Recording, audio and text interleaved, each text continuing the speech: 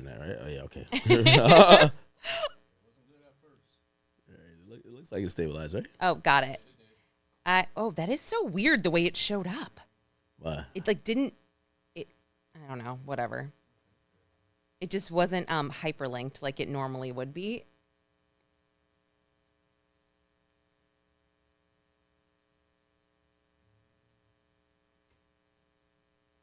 Okay.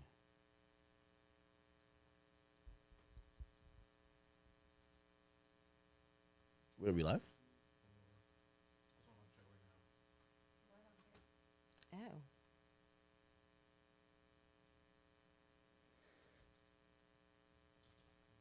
Oh, okay, we are live. Oh. All right. Just make sure they can hear us. By the way, if you guys can hear us in the chat, just let me know. Be much appreciated. Thank you, guys. I miss your chat. Oh yeah. we had a nice little 7-hour powwow yesterday. Y'all been streaming every day.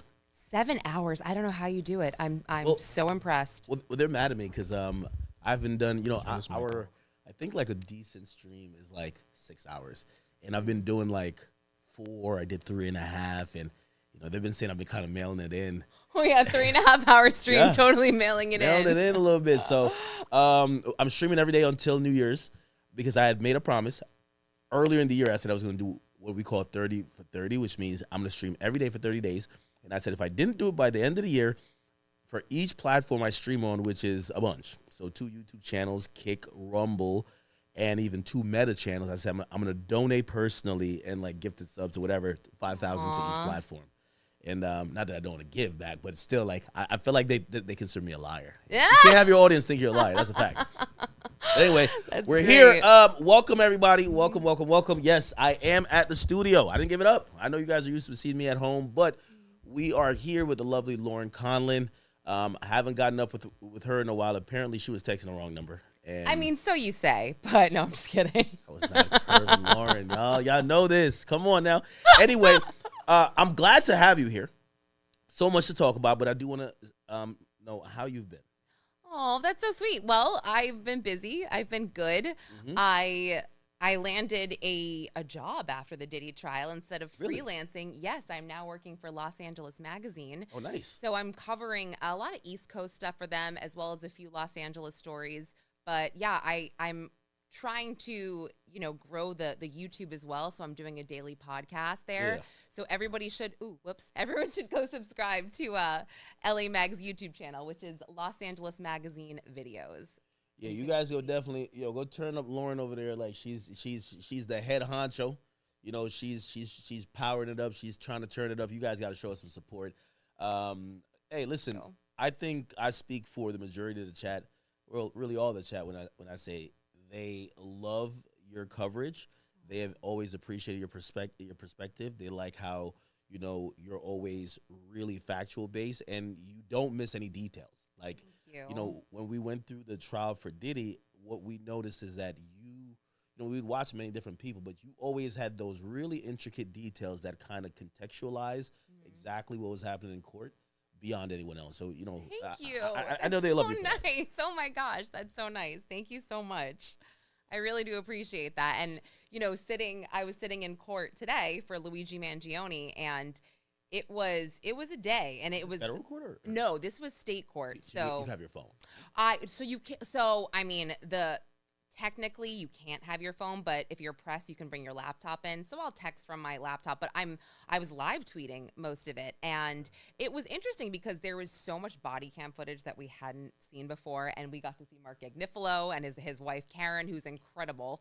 They're a dream team of a defense. And this is a tough case. It's not, a tough case for the defense, I should say, or in my opinion, just because there is. This guy's guilty. Come on now. I don't even know if it's about that, even though it sounds crazy to say that. My brain in this moment is all about what's going on now, which is the suppression hearings, which is where the defense is fighting to get. This guy beats this thing, right? What's that? After it happened, and I do want to, obviously, I think you do an amazing job when it comes to like letting us know what happens in court. But I do want to hear some of your personal opinion today. Yes.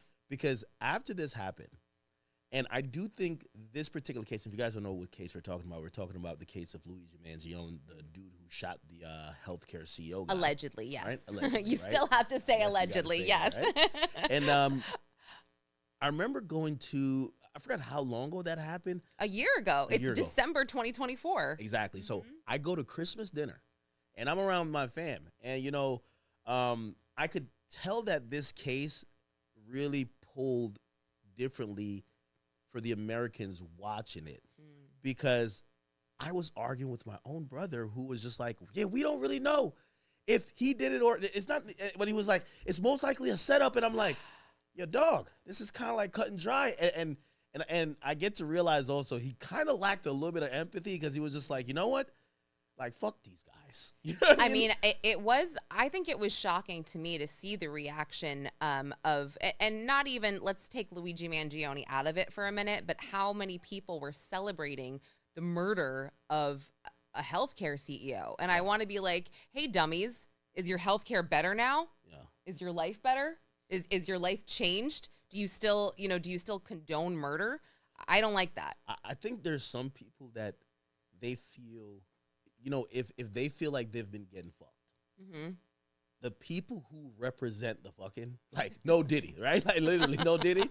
But, like, the people who represent that fucking, they're seen as symbols of the fucking that's happening. And it's not that they are condoning murder. They're just saying, yo, listen, if that motherfucker's out the way, I'm not shedding a tear. You know what's funny? I'm gonna find this and send this to you. But I did do a video with a bunch of his supporters last year outside of federal court, where some of his supporters actually said more CEOs should be assassinated, and I was shocked at that. So I don't know. I would, I wouldn't categorize them all as, just being okay that, the whoever did the effing was shot. She literally said more It's just crazy.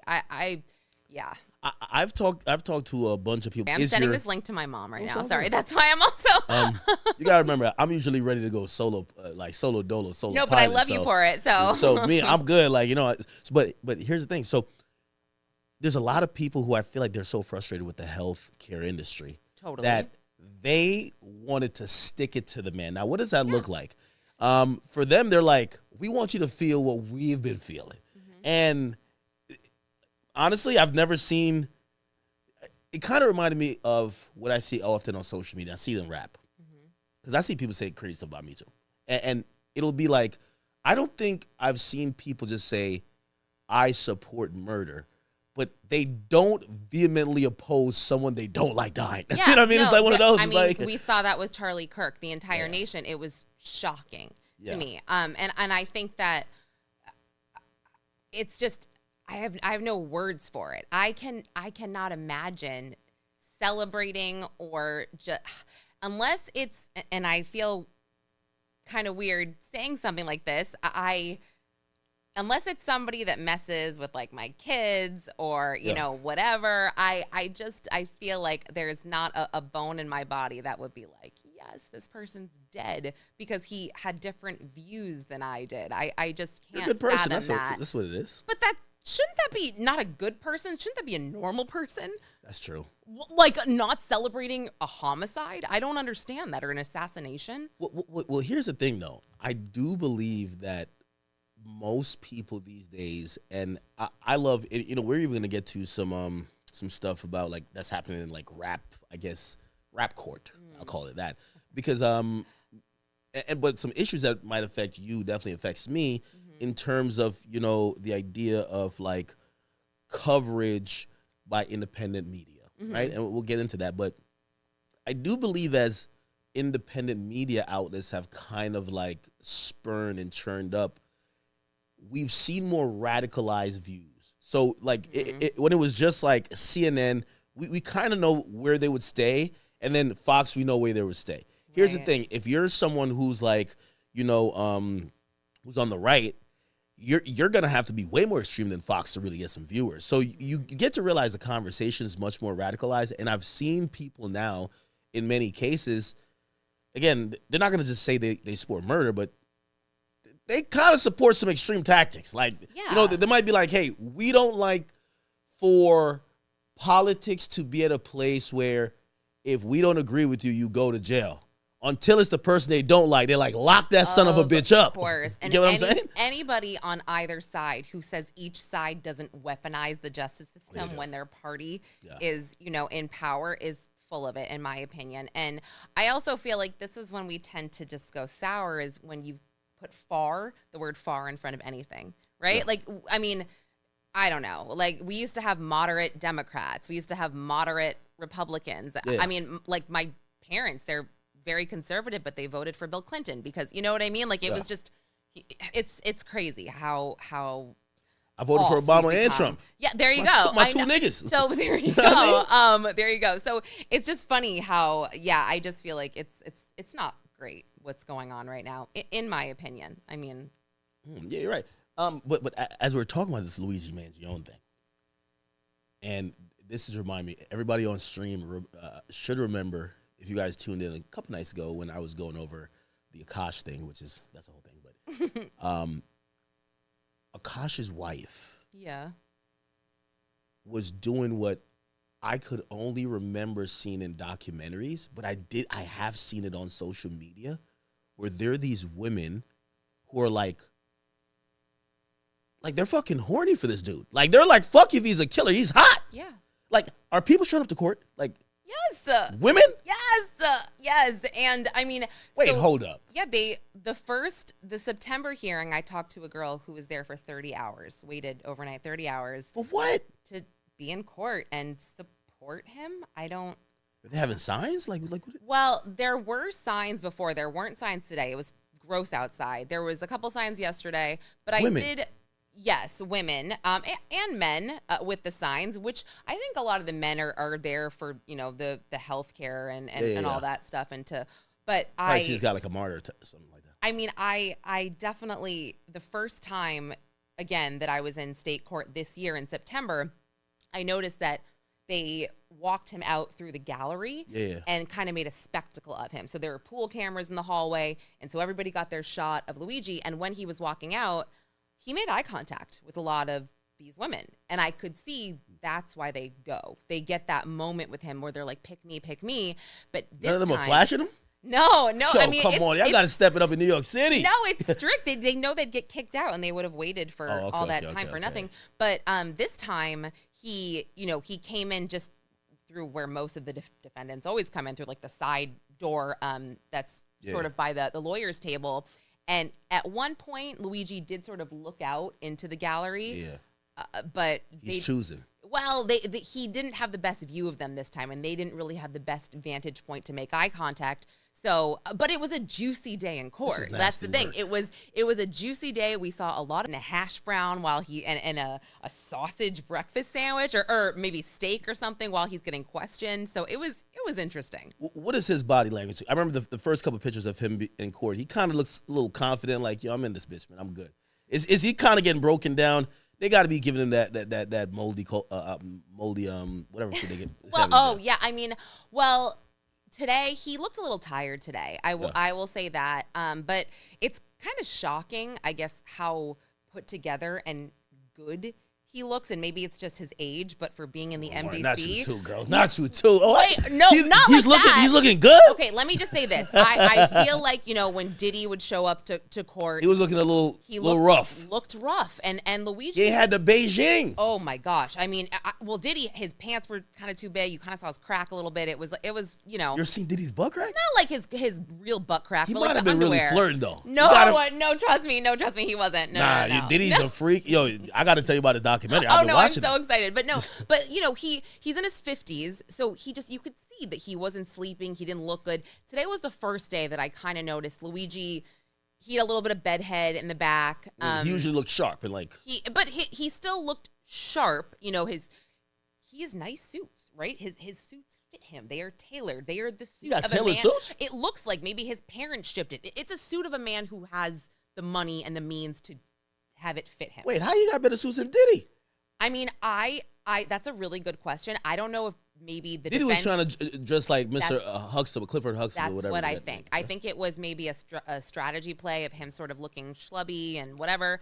And, Luigi, he is very attentive. He makes funny faces, I've noticed. Like, he's always like kind of like, I don't know if you've noticed that in photos of him, but he's kind of always putting his hand up here and he's taking notes, and he's into his defense. He really is. I ain't gonna lie, I was shocked when they did that little Batman perp walk when they got him off the helicopter and he was like this walking. I'm like, yo, this guy's gonna be lit when it comes to the movies. I mean, do you remember Eric Adams was also indicted at that very time in December of 2024, and he's behind him in like his like coat, and I'm like, is this a 2-for-1 perp walk? Like what are you doing? I mean, obviously his indictment is gone now. Weaponizing the DOJ. Wait, talk about that. Wait, Eric Adams thing is done? Yeah, they dropped that. We were supposed to interview Eric Adams, and I think he dropped out of the race.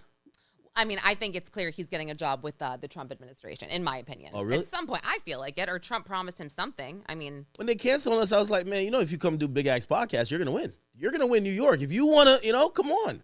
I mean, I was going to vote for him. Really? I mean, I was never the biggest Eric Adams fan, but then when I saw that it was, I don't want to get too political, but I wasn't the biggest fan of Mamdani. Curtis Sliwa was a complete joke, and I actually did vote for him in 2021. And so I ended up. I like my politicians a little crooked. If you're too straight as, you're lying or you're gay. Well, then did you vote for? Oh no, you're Jersey. Sorry. Then I'm like, yeah. Then we had like, Cuomo. So when they told me Trump was cheating on his wife, I was like, that's my guy. That's my guy. I just know he's not perfect. Like, anybody who puts forth perfection, they're a liar. They're living a lie. Yeah. You know what I mean? Like, once I heard Obama was like a little gay, I'm like, all right, that's my dude. Still, it's cool. I like him. Oh my God, you're he was so smoking funny. weed, and you know what I mean. He was having some gay fantasies. It's fine. Listen, I mean, yeah, to each their own. So, I became a huge Eric Adams fan overnight when I saw he started off shaky. I don't think he did nothing wrong anyway. Hey, listen, I'm not guy. Sitting in economy if the people from Turkey want to throw me up there in first class. Yeah, no, and I agree. Like I hate to say it, but like all politicians are a little crooked. There's all this stuff that's buried, but it just depends. It depends on who's in office and who wants to take you down, right? So that's it. And it seemed like the Biden administration was really getting back at Eric Adams for just some of the things that went on. I don't know if you remember, but Eric Adams was asking for money and federal aid and with all the migrants, and Biden's like, so yeah. Didn't he bust them illegal immigrants back? He said, yo, go back to Monterey or wherever the hell y'all. I mean, there's the best like montage of Eric Adams where it's basically him right back on the bus. Get back. Yes, go, it's him go. contradicting. Give him a chopped cheese while they're going. Peace. Everything that he's ever said, it's like he says one thing, he says another thing. Like there's a clip of him being like, Andrew Cuomo is the biggest rat liar. And then the next clip is, I'm here today to endorse Andrew Cuomo. And then you're just like, what? That's the nature of politics, though. Yep, I love it. Exactly. I love it.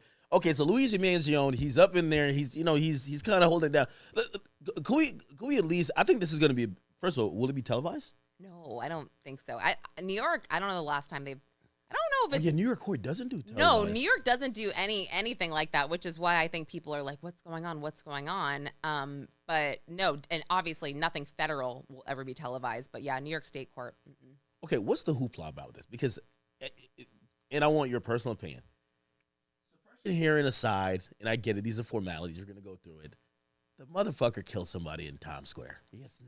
You're not going. There's no chance he beats this. You know what I mean? Yeah, I mean, unless you get a jury full of women. No, people that are fed up with the healthcare system who say, you know what, You think they would let murder go? But I think that's a stretch. It's gonna be the dude that killed Charlie Kirk. You think so? Oh, no, but it's not a federal case. It's still a state case in Utah, which is wild. I thought it was going to be a federal case, too, because I was like, oh, I thought it was, whatchamacallit? It was a religious act, or it was, but it wasn't. So, yeah, it's still a state case. Yeah, Trump called for death for that, guys. So. Right, and Utah has the death penalty, totally. But I think, again, for Mangione, it's like with the suppression hearings, if the defense makes their case, they could potentially get the ghost gun, everything in that backpack thrown out, the notebook with his writings, which, listen, I don't think it's going to happen, but they're kind of arguing that it was an unlawful search, even though we were talking about this in Pennsylvania, you can search somebody that's been arrested, detained in New York, you need a search warrant. You need to get you know what I mean? So it's like a whole thing. And these charges that he faced in Pennsylvania at that time are strictly Pennsylvania charges. But Karen Agnifilo, his lawyer, kept sort of pointing out, well, weren't you guys talking to the NYPD at this time? Weren't you, and the officer there, she's like, didn't you get like an honorary award from the NYPD as like an honorary officer of New York? And he's like, yeah. And it was, she did a good job. I will say that, in pointing out some of the flaws in their like they didn't take his McDonald's wrapper for evidentiary purposes to test for DNA, for anything like that. He actually said, oh, I didn't really think of that. Yeah, they tripping. You left the Big Mac wrapper there, you wildin'. Hey, yeah. But okay, what you're bringing up is actually an interesting loophole. So if I'm getting what I'm hearing from you right, Mark Agnifilo and his wife are making an argument to say, hey, you guys went around standard probable cause by using charges that he's actually not standing accountable for, and you guys subvertly were communicating with the Pennsylvania authorities to skip the step, get whatever evidence you guys felt you needed, but based on the way you guys did it, it should not be admissible. I think that's, yes, I think part of what you said, yes, definitely. And, in their power to also guarantee he gets a fair trial, which I can even admit, as press, as media, it's tough for guys like Diddy, for Mangione, to get a fair trial when we're printing everything from the start that's salacious, that's juicy, that will be attention grabbing. You know what I mean? So yeah, but no, you're right. And I mean, I think they're also trying to point out the fact that, like, you guys, they're claiming, this officer said he feared for his safety because, I just watched this guy shoot somebody, yet he's not securing the perimeter in the McDonald's. You can see, and Karen Agnifilo pointed it out, like customers walking here, walking there, and not. These are things that would allow someone to like open the backpack or whatever. Well, also, she kept saying, you said you were feared for your safety, but like the backpack wasn't really near Luigi. I think she said it was 10 feet away from him at one point. And then she said you also didn't move the backpack until, maybe it was 15 minutes into questioning him. So there was a lot. I get what she was doing. I totally get the whole, everything that was going on. But yeah, I mean, it's jury selection. We always say this. It's so important. It is so important. Okay, so what's the timeline on the trial for this? Because this is pre-trial. Pre-trial. We're not sure. I think after this, we'll have a better idea. But they do want the state trial to go before the federal trial. No, sorry. They want the federal trial, I believe, first before the state trial. Yeah, because, and I don't know, listen, I don't know if it's actually going to happen, but I believe because the death penalty is on the table, the defense is like, we don't want to give away our strategy to the government. Like, we don't want them to follow the state trial because of what's at stake. His life is at stake, right, for the feds. So, yeah, so they want federal trial first, then state. Okay, what's the timeline on the state trial? So he has a hearing in January, I believe, for the federal trial, and then we will see.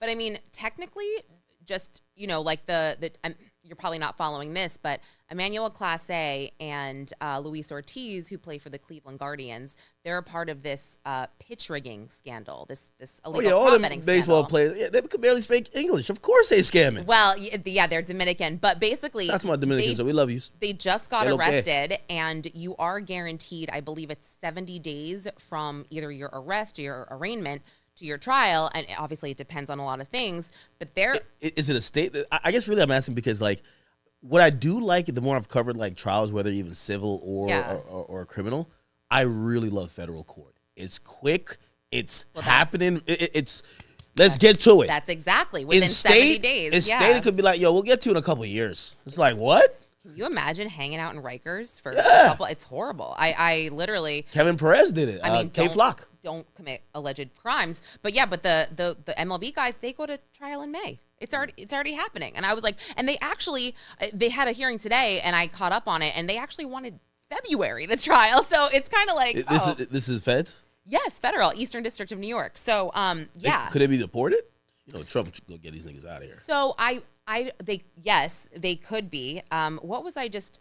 That is a condition, I believe, where they basically, if they get convicted, there is a chance that they could be deported. I think, honestly, I've been covering so many cases lately, but they are citizens of the Dominican Republic as well. Yeah, I have heavy interest in all sport rigging, point shaving, Terry Rozier, Chauncey Billups activities, because I'm going to be honest with you, as an avid bettor, I'm starting to realize these dudes is throwing games. It's kind of bad.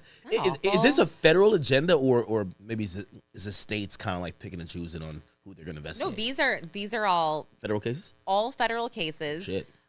Cash Patel must have lost a parlay. But like, I guess that when Cash Patel came out, I forget the month. What was it? October. It was Remember October. Sport Bet? No. Listen, when you have a 12-legger and you lose that one leg because this motherfucker didn't score 5 points and he scores averages 10, you're like, that's the prop betting, right? The individual. I'm telling you, like, if I was Cash Patel, you got to open up an investigation on these motherfuckers. I mean, he just was so proud to come out there with the Epstein pressure, with the government killed Charlie Kirk pressure, and he was like, the NBA and the mafia, and he was like so proud to announce it. And I'm just like, I mean, this is just a good headline, right? It's a great headline, but the case itself, I mean, talk about taking years. This one with 32 defendants or 31 defendants, the Chauncey Billups one, that the judge said they're aiming to go to trial by next September. What's likelihood on that case gets severed? Because I mean, like, if Chauncey and Terry Rozier is like, yo, we don't know this motherfucker from the mob, like, what the hell? Well, Terry Rozier's on a different indictment. So the Chauncey and the alleged mafia rigged poker games, that's separate. They're alleging that the mafia was rigging poker games and cheating John Does out of tons of money. And Chauncey Billups, the indictment said he was at one game in 2019 in Las Vegas, and he was there just to sort of be like, hey, look, we got Chauncey at this game, everybody come. And they paid him like $50,000 or something like that. And he knew that they were fiends or whatever. And I'm just like, this guy's worth millions. Why would he do that for $50,000? It doesn't make sense to me. Yeah. But Terry Rozier, he's part of the whole Jonte Porter illegal prop betting scandal with, actually Damon Jones is a part of both of them. He's screwed. I think he's in talks for a plea deal right now based on what I heard. So what is he facing? I mean, 40 years. It's 40 years? Yeah, it's conspiracy to commit money laundering and conspiracy to commit wire fraud, which is 20 years each. So is Chauncey. It's crazy. Chauncey's facing 40 years? Yes, it's Chauncey nuts. looked like he's ready to snitch, though.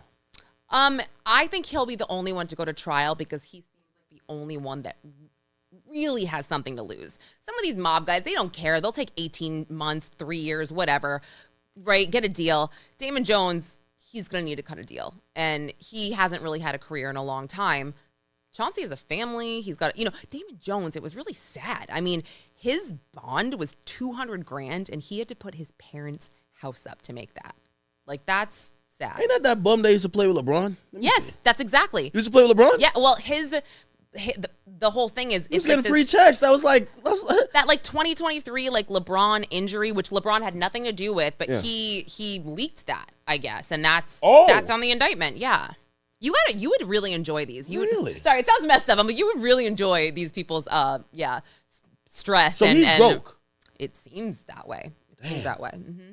Yeah, but you should read. I'll send you the indictment. Oh my God. I know, it's crazy. Wow. Mm-hmm. Yeah, no. It's interesting what's going on in federal. So you're spending most of your time in federal court. I've been spending a lot of time there until this week, and then it's been state court for Luigi. But okay, now one of the most I guess like I want to say like really riveting, but really interesting, but really also confusing cases that's happening now is a case that involved a guy who we've realized is a huge singer, which a lot of people didn't know in the urban world, but the stats are there. He's wildly popular. Is this David guy, and his underage girlfriend, which she's deceased, and there's so many questions on it, and I have a bunch that I could just shoot from the hip with. Is like how is this guy still free? Whether you know how the murder was done, or if it was a murder, or how she died, but like. This guy was like a grown-ass man dating a child. Like that already, you should have him at least in custody And I've always thought, like, I think they're watching him, waiting for him to fuck up or maybe lead them to something that they are still looking for. What's your take on this whole thing? I mean, that's a loaded question, but I think about this little girl, Celeste, really often. I have to say, sometimes I go to sleep and I close my eyes and I see that picture of her. It was with her, her hair curly, where she looks about 15 years old. She's wearing a black shirt.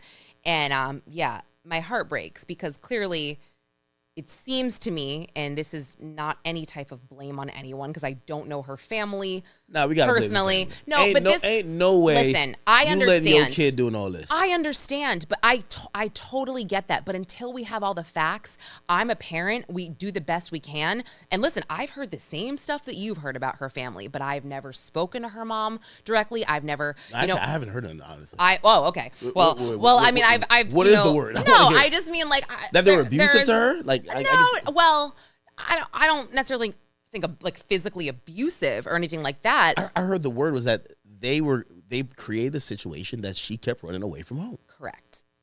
And that is where my heart starts to break because she didn't.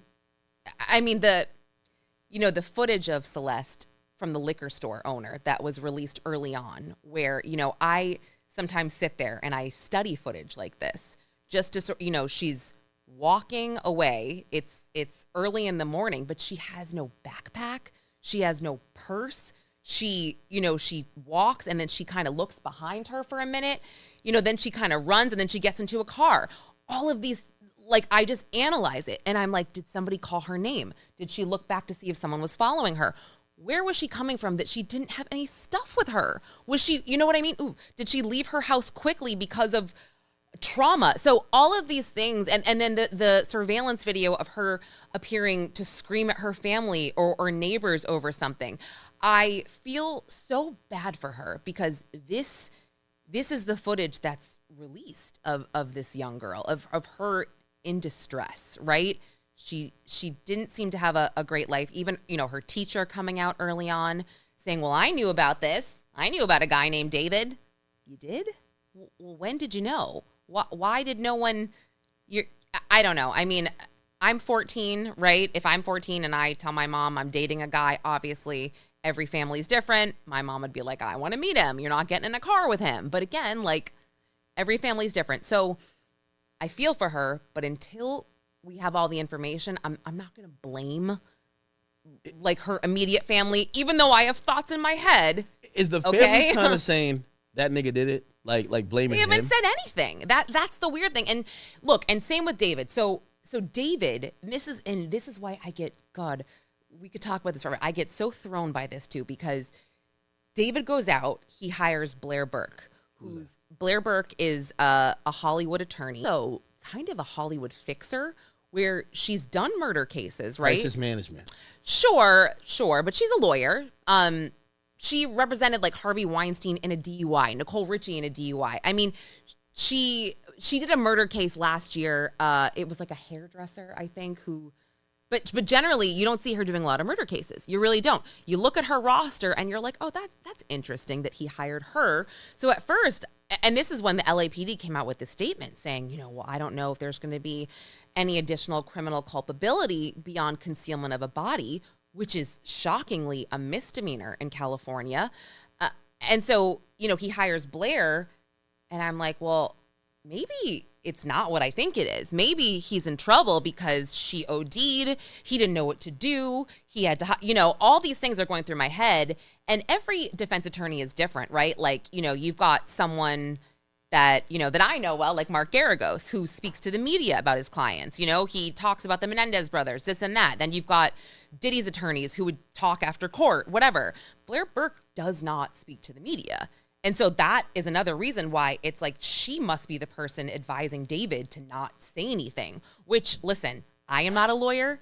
So it's tough for me to be like, and I don't know the whole situation. So it's tough for me to be like, that's not smart. That doesn't seem smart.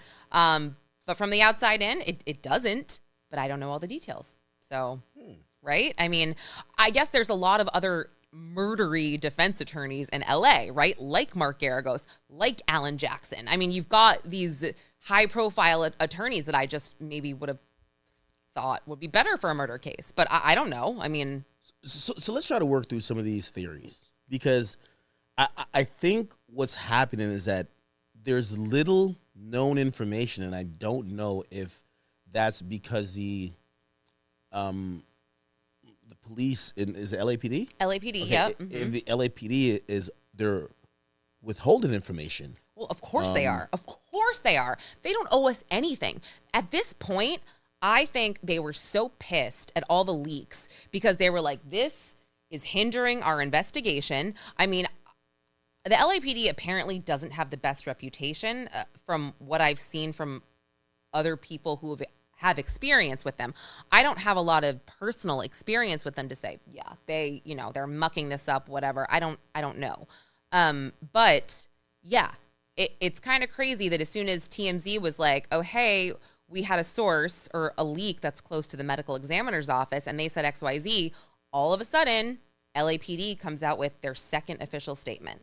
They're not happy about the leaks. All right, so let me ask certain questions, and maybe we could go down and maybe use logical minds, but maybe we could provide some info that could kind of like, just based on a logic, trying to arrive at a logical conclusion, we could say that's more likely or less likely. Okay. And the first one, and again, I do want to apologize to anyone who this case might trigger.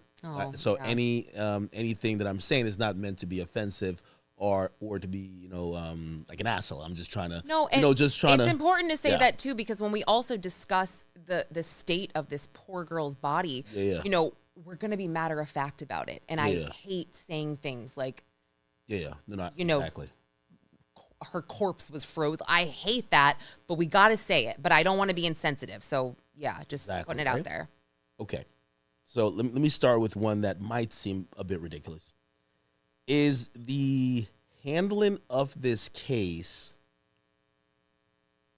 could it be, and I'm already admitting that this is going to sound wild, but that not necessarily a cover-up, but the LAPD is handling this in a way to keep the public devoid of information that might make this bigger than what it is. Well, I think they keep a lot of things close because they don't want to risk potential suspects fleeing. I mean, so, I think I said this on the TMZ video that you played.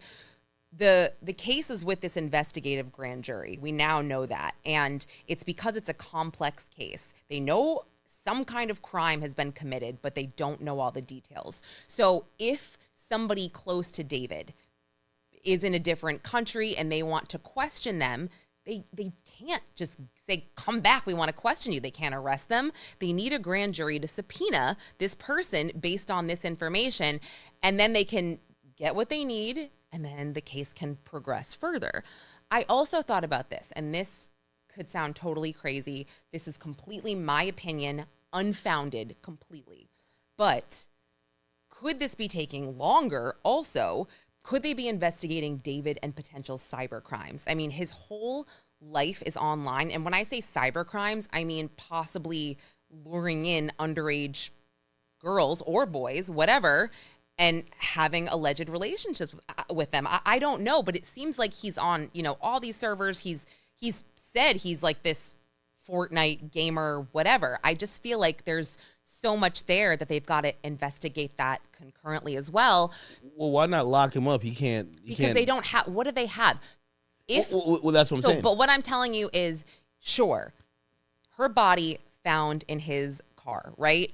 Deceased. She's not here to speak for herself and say one way or another. And testing wise, I don't know. Could we speak about the condition of the body? So, and this has been kind of like the subject of, a lot of, really mixed messages or mixed, news about it.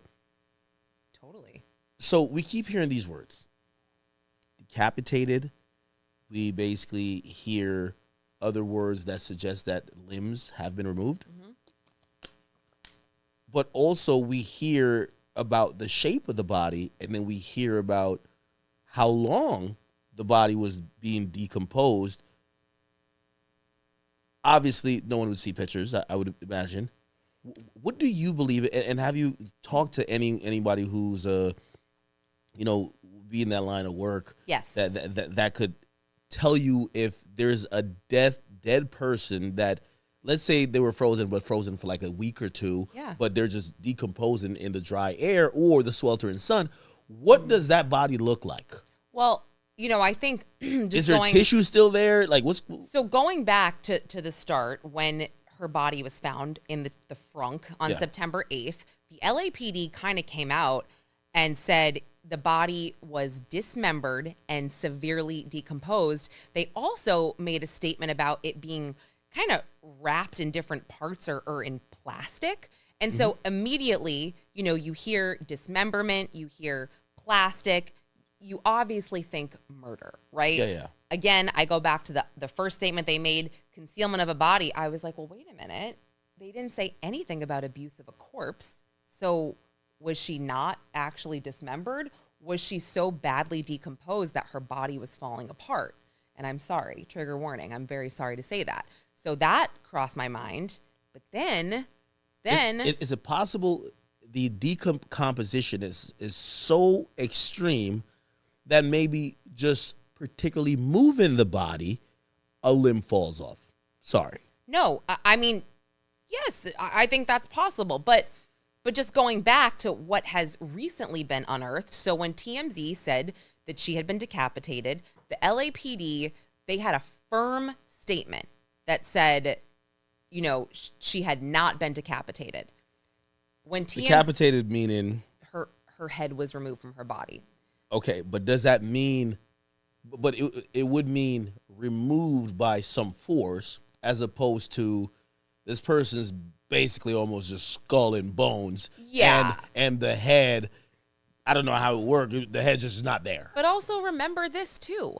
When the LA Medical Examiner's Office came out and gave a description of Celeste, they said she was wearing black pants, a yellow tube top, and had black curly hair. And so I also was like, well, I mean, maybe I'm watching too much Dexter, but I'm like, if you're going to dismember, me too. If you're going to dismember a body, you don't leave their clothes on.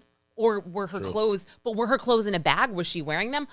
I don't know, dude. I have no idea. But these are the things that I'm trying to understand. So then going back to like the frozen aspect, of course, I never, ever thought that she was frozen upon discovery. That was so stupid. I took it as, put that out. But what I think that kind of got gargled in a way, but I do feel like their leak told them that she was frozen at one point. And I agree. And I agree too, because the LAPD, they have the report. They have a tox report. They have all of the medical examiner's findings, right? They've known about this for a while. That is my opinion. They've probably known about it for some time. I believe that's fact. So somebody leaked some of these tests, let's say, and I did speak to a forensic pathologist, Joe Scott Morgan, who said, oh yeah, they could easily tell based on a tissue sample if she had thawed at one point, basically it was just like a cellular molecule of the tissue. It's easy to test for something like that. But again, the state of her body is in such poor shape that they might not have a cause of death. It might be a deferred cause of death. But the manner still could be ruled a homicide, even without a cause. I have a wild theory, but I have a question that coincides with the theory. I think this creepy motherfucker, David, I think he done killed like 5 kids. And I think the LAPD is realizing it ain't just one body. And while you found one, it's now incumbent to find all this guy's other victims. And that might be just, it's like when they're panicking. They had some type of research to be like, hey, listen, they kind of know a little bit of what they're doing.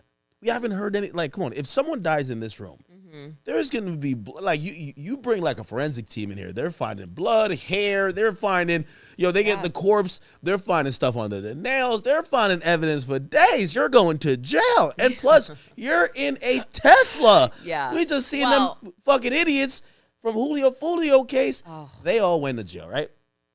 And I guess what my question is, this kind of feels like somebody who wanted to get caught. I don't know. I mean, we go back to like, yes, who would be, excuse me, who would be dumb enough to keep a dead body in their car, right?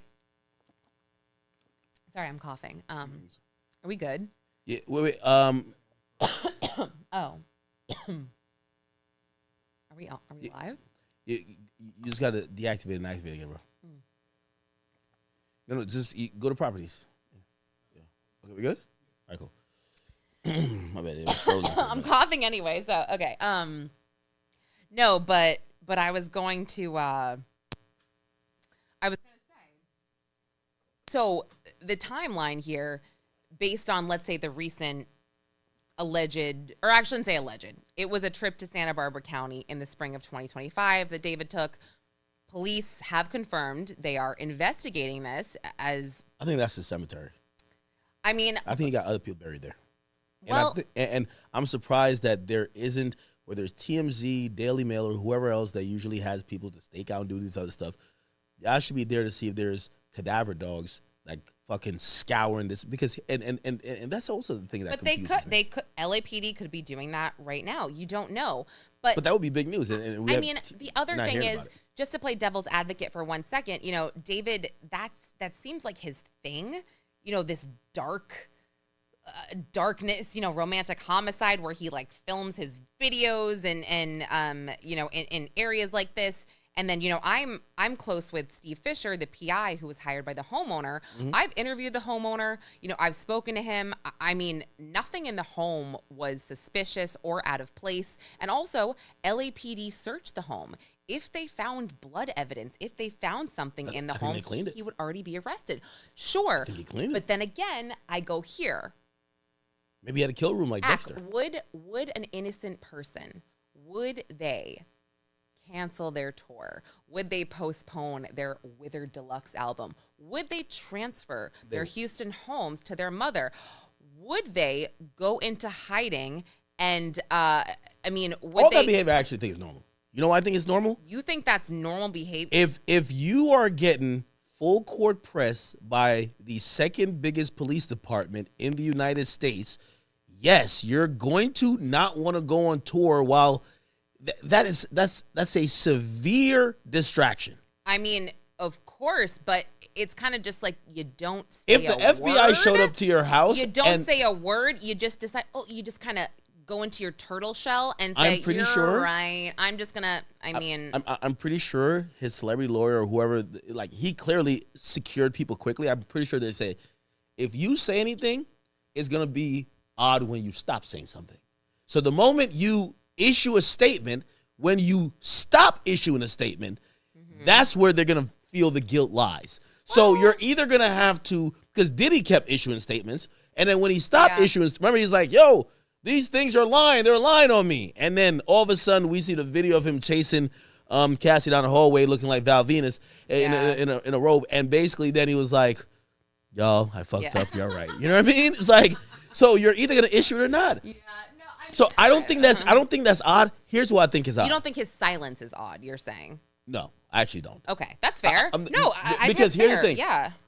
What that tells me. Oh, moved out of his Hollywood Hills home. Forgot that. Again, all these things adding up, right? That he moved out of the home?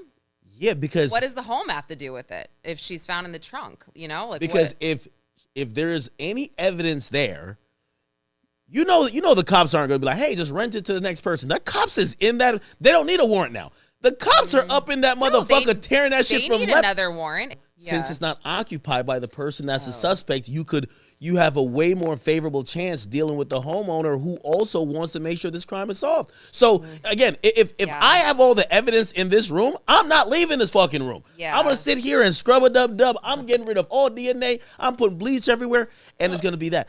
Now, here's what threw me off. And again, I believe this motherfucker probably did it, but some of the behaviors throw me off, and that's why it's making me think he's a serial killer or he's a expert killer.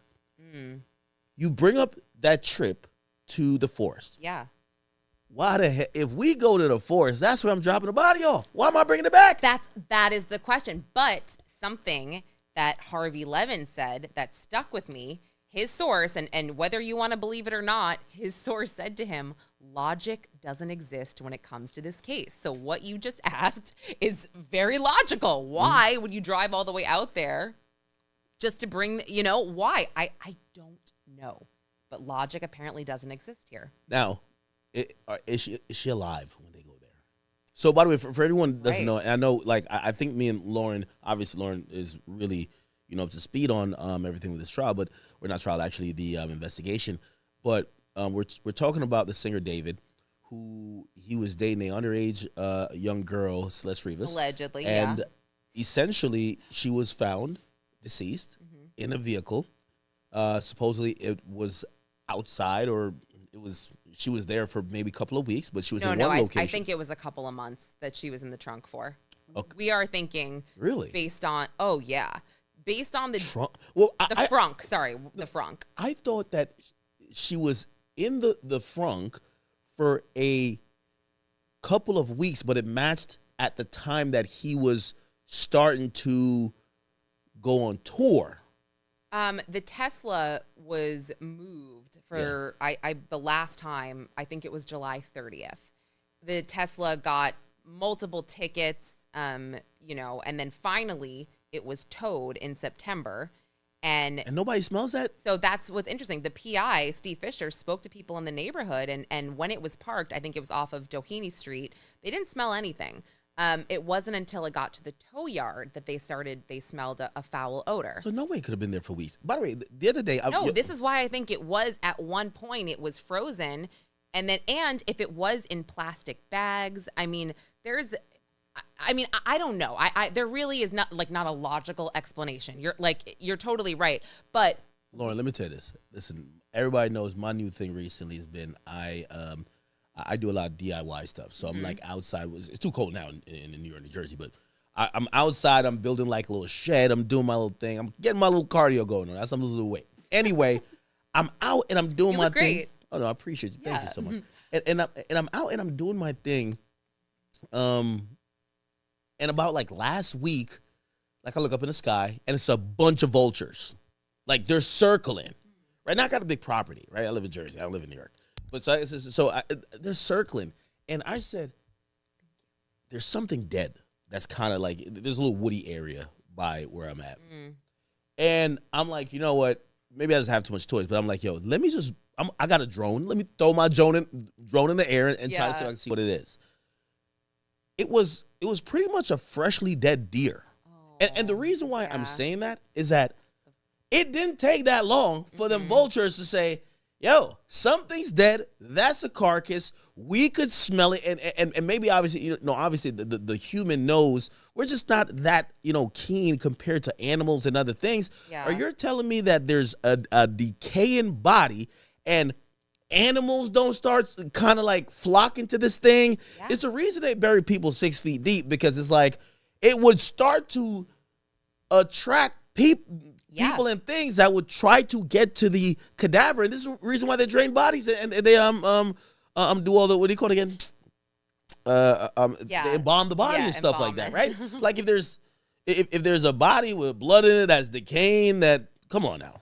Yeah, I agree with you. I don't have an answer for that. I know that based on Steve's findings, and it's pretty conclusive, the last photo of Celeste was taken in January of 2025. The last photo that anyone's seen was around then.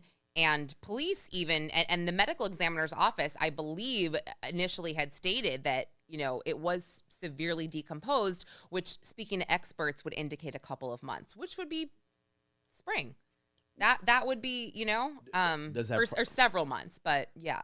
Does that process get exponentially sped up because of the heat in Los Angeles? Yes, absolutely. Trunk.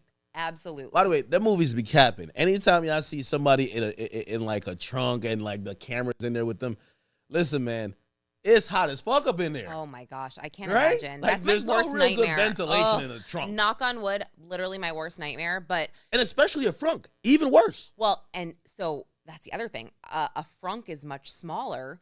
So while, we've seen human bodies in certain cases kind of fold into a suitcase, unfortunately. But that's another reason where I was like, well, maybe she was dismembered because it's smaller. I don't know the dimensions off the top of my head, but I know it's much smaller than a trunk in the back. So that's so odd. The whole thing is so odd. And like I said, I think about her all the time because this has just become crazy. Can I ask you about a timeline? Yeah. As I'm constantly like recapping and refreshing people's minds about this case as we get new updates, I keep playing the video where this sick motherfucker is on tour and they're like, bring in the casket. Is he doing this around the same time? Is this some old stuff? Or is the internet just kind of like grabbing anything? Or is this maybe even around the time she's dead? Because this guy is sick. We got to figure it out. I think that he's had that as part of his shtick for a while. So perhaps he did enact it when she was already deceased, but that was a while back. That was part of his shows. I mean, talking to Steve as well, the PI, he doesn't want to hinder the LAPD investigation, right? So he's not, anything he says to the public, it's because he wants information. He wants help from the public, which is another reason why law enforcement does talk to the public sometimes and tell them stuff. They want help. So that's where Steve is at. So, he had shared with me just some findings, things that he found in the home, and, where I can't just come out and say what they are right now. I'm sure it'll come out sooner or later, but it's weird. And what was a little weirder is that David paid for these things, I think, through a gift card on Amazon, maybe so. And it's not like he purchased anything criminal, nothing like that, but it's weird. Just stuff that you were like, oh, you want that at your house? Oh, okay. And you purchased it with a gift card? All right. Okay. Now, I'm asking a question genuinely, so I want your opinion. Yeah. Are we thinking that perhaps the reason why he's not locked up yet is that maybe, and we're assuming that, let's assume he might be involved. Is it that this crime actually seems that it was a complex, intricate crime that was well thought out, or is just a matter of fact of the body being in such bad condition, they can't figure nothing out? Because I think this guy is smarter than the average bear. Like again, obviously this is a real situation, but what I watch on Netflix, I love watching some smart shit. Like I love, if you're the guy who runs in the bank and says, give me the money, and he has a Uzi, I'm like, shoot this guy dead. He's a fucking idiot. He's an idiot, yeah. You know what I mean? Like the guy who like creates like money heist, I'm with that. I'm like, I hope these guys get away. Right. No, and I understand that. And so, without defaming anybody or implicating anyone, you have to think about this. Who is David's inner circle that he would potentially trust the most, right? We know that he has a very close friend named Neo, right? Neo the Asian. I don't really know much about him, but if police don't get any information from Neo the Asian, then who do they go to next? Who do they speak to next? Who's close to this guy? Who would he tell or share anything with? I don't really know. I looked at his Instagram. I can see who his friends are. He's got a lot of girlfriends. He seems to have some guy friends that pop up here and there, but no one seems to be as close as Neo. Gay, though. Totally. People have said Neo's his boyfriend. That's totally not factual. That's totally what I've read online. Totally rumored. What's your gaydar saying? I think he's a 20-year-old. Yeah. These new young kids, they look gay. That's what I'm saying. I think they're just like, oh, suck my dick because it's like fun. I don't know, whatever. But yeah, so it's kind of just like then, I actually slid into his manager's DMs very early on because there was rumors about him. Like boys. He don't like you. No. His manager's married with kids, but his manager, Is that the one that helped him? No. So, that was a rumor, and his manager clapped back on some girl's TikTok. Yeah. Okay. And I couldn't believe it. I was like, he has not said a word. There is no way that, I did my diligence. I was 95% sure that was his TikTok, right? Okay. But I still had to confirm because I wanted to write a story on it. So before I could file, I was like, I need to make sure it's him. So I slid, and And apparently this person, the girl's TikTok, she got information from a live stream I did with Steve Fisher. It was something Steve Fisher said where he said he had a source share with him an email that was sent to Josh Fisher after Celeste went missing, or someone in Josh Marshall, not Josh Fisher, his camp saying, this girl is missing. She connects to David. Nobody responded, but apparently Celeste returned home like a day or two after. And so this girl is, reiterating what Steve had said, but she kind of messed it up a little bit. It's kind of like a game of telephone. So Josh claps back because there's comments on there saying, I think he's in on it, this and that. And he is like, how dare you say all this? I have a family. I don't even live in California. Like, I don't even have a lot of contact with him. So I slid and I was just like, I just want to make sure, like, is this you? And these are like your real denials, whatever. And he said, yeah, it's me. And I hope that you will take the time to, retract what you said, because unequivocally, I have nothing to do with this. I never got any type of email, et cetera, et cetera. I go back to Steve, the PI, and he's like, well, I have the email. An email was sent. Whether he got it or not, I don't know. So there you go. But I do believe Josh Marshall. I believe he it up, but the tentacles of how and why she dies is much deeper than whatever he does. It stems to maybe some abuse or something she's going at home. What does that mean? Well, the parents, like, again, and I guess I would ask you this question. So I guess there's two questions. How many times did they report it to the police? Like, hey, our daughter ain't come home. Like it feels like we don't.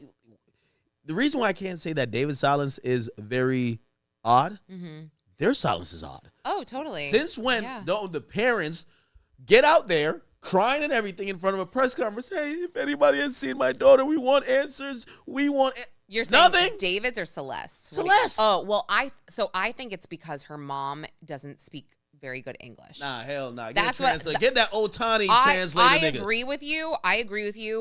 In any other situation, my mama would have been out there. Hey, if any of y'all have seen my son, we're trying to figure out the pieces. My mama. Are you talking about when she was missing or now? Even now. So all the way from then till now, any regular parent is not going to accept the non-answer of. First of all, I'm gonna lie to you. Most parents, they're usually delusional. They don't even accept the fact.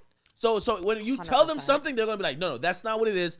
We're gonna try to find our own investigation. It feels like they're chilling. That's kind of odd. I am so with you on that. And again, what I'll say is that I do feel like there's that barrier because they are not from this country. Where are they from? I think they're from Mexico, perhaps, or I could be wrong. I feel like someone in your chat will definitely know where exactly they're from. But her brother seemed to be, and her cousin Esmeralda, who started the GoFundMe as well. They speak English. They haven't. Her brother spoke to NBC initially. My mama would have been on Good Morning America with a picture of me as a child saying, if y'all know what happened to my son, whoever's seen him last, we want to know the last couple of days of his life. Where did he go? Who we hung out with? What was happening? Yo, they did it for that chick, Gabby Petito. Why can't they do it for Celeste Ravens? I so agree with you. And I think that's why people are also upset. They feel like nobody is sticking up for Celeste and nobody is fighting for her. And I think that's why so many people on the internet want answers to this case. And again, I'm not here to judge her family or judge her parents, but I have the same thoughts as you do. I'm here to judge. No, but I want to make that clear. Well, you're a mom. You got to be like, these some shitty parents. I have the same thoughts that you do. I have a problem, I guess, I don't know. I'm just paranoid and superstitious, I guess, because it is so crazy the world we live in now where you can be a parent, your kid can go missing, and all of a sudden. Who was paying the internet bill for this kid? No, but I'm saying how the internet. Communicating with this weird The internet will dig up photos of you from 10 years prior partying and being like, she's the worst parent. She deserves to have a kid go missing. That's what just scares me about the world we live in, that I always want to just not. I don't know. I don't want to judge too quickly, even though in my head I'm judging, if that makes sense. It's just a bunch of questions I got. It's like, all right, listen, first of all, you got your 15-year-old daughter. I guess she was 14. Okay, 14. Yeah. She got a phone. She got to have a phone. How's she talking to this weird-ass nigga? Yeah. Right? So she got some type of phone. as a parent, that's interesting. There's find been my iPhone. Yo, hey, Yeah. y'all up in that cabin. Get the fuck on out of here. Celeste, bring your ass on. Yo, David, we gonna fuck you up. Yeah, that's what I'm thinking is gonna happen. No, but I mean, you bring up her phone. There's been no mention of a phone like post-mortem. Yeah, how is she communicating? No, but where is her phone now? Right? Like, where is it? That's so interesting. What? They tracked his phone to a fucking force. I haven't even thought about that, where her phone is. Do we know anything about that? I'm going to make a note of that because I have not even thought about, like, do we know where her cell phone is? Like, if you're a shitty parent, if you're paying the bills for electronics for your kid that doesn't have a job and you don't have at least some parental access or some type of tracker or something, so they're just on their own autonomy, just doing whatever they want. Mm-hmm. Come on, I mean, I know. The weirdo gave her a phone. Oh, So David gave her a phone. that is so true. He might have gave her a phone. That is so true. Because maybe they would be like, you know what, you're grounded. We're taking your phone. And then he got money and resources. He says, yo, check this out. Yeah, Take this phone. Don't let them catch you with it. You call me on this. You contact me on this. Now, shit. Makes it a little bit harder for them to figure out what line that was. But they probably would be able to find it out if there was a particular number contacting his phone. So he was paying for the phone. That's if I had to guess. So, but like she had to communicate with him initially somehow, right? On a laptop or something that she owned. So I think after, I don't have kids. You do. So, obviously my perspective is limited, but when it comes to young kids, like, discipline, sometimes when they're met with discipline, they'll look at that as being mean or whatever, and they might find solace in someone who allows them to do what they want. I don't think her parents were disciplining her mom. It Really? didn't seem. No, it didn't seem like they were disciplining her. They're from Mexico, man. Come on, man. They were getting a burrito or some type of motherfucking churro. Well, okay, so I wasn't sure. I don't know if this is valid. And again, maybe the chat might know, but because it got so little views, she apparently had another brother where they shared the same father. And he initially he put out like 3 different YouTube videos. And at first I was like, I don't really know if I necessarily believe this guy, whatever. By the second video, I kind of believed him. He was just saying some things about their home life. And I wrote a comment and message, and just was like, here's my email, hit me up. And it was deleted, the comment. And like the video only got, at the time, it was like less than 1,000 views. So I was a little confused. I think I marked it somewhere, but I haven't heard anything about that brother in a while. But he shared some tidbits or Easter eggs of information about the home life. And he wasn't a part of it every day, of course. It was just what he knew. And it seemed like she didn't get a lot of discipline or, a lot of attention, I guess, or care. So, I mean, take that. That is not factual. I gotta find it. I'll send you the link. Again, someone's got to know about this guy. But yeah, he was black. He did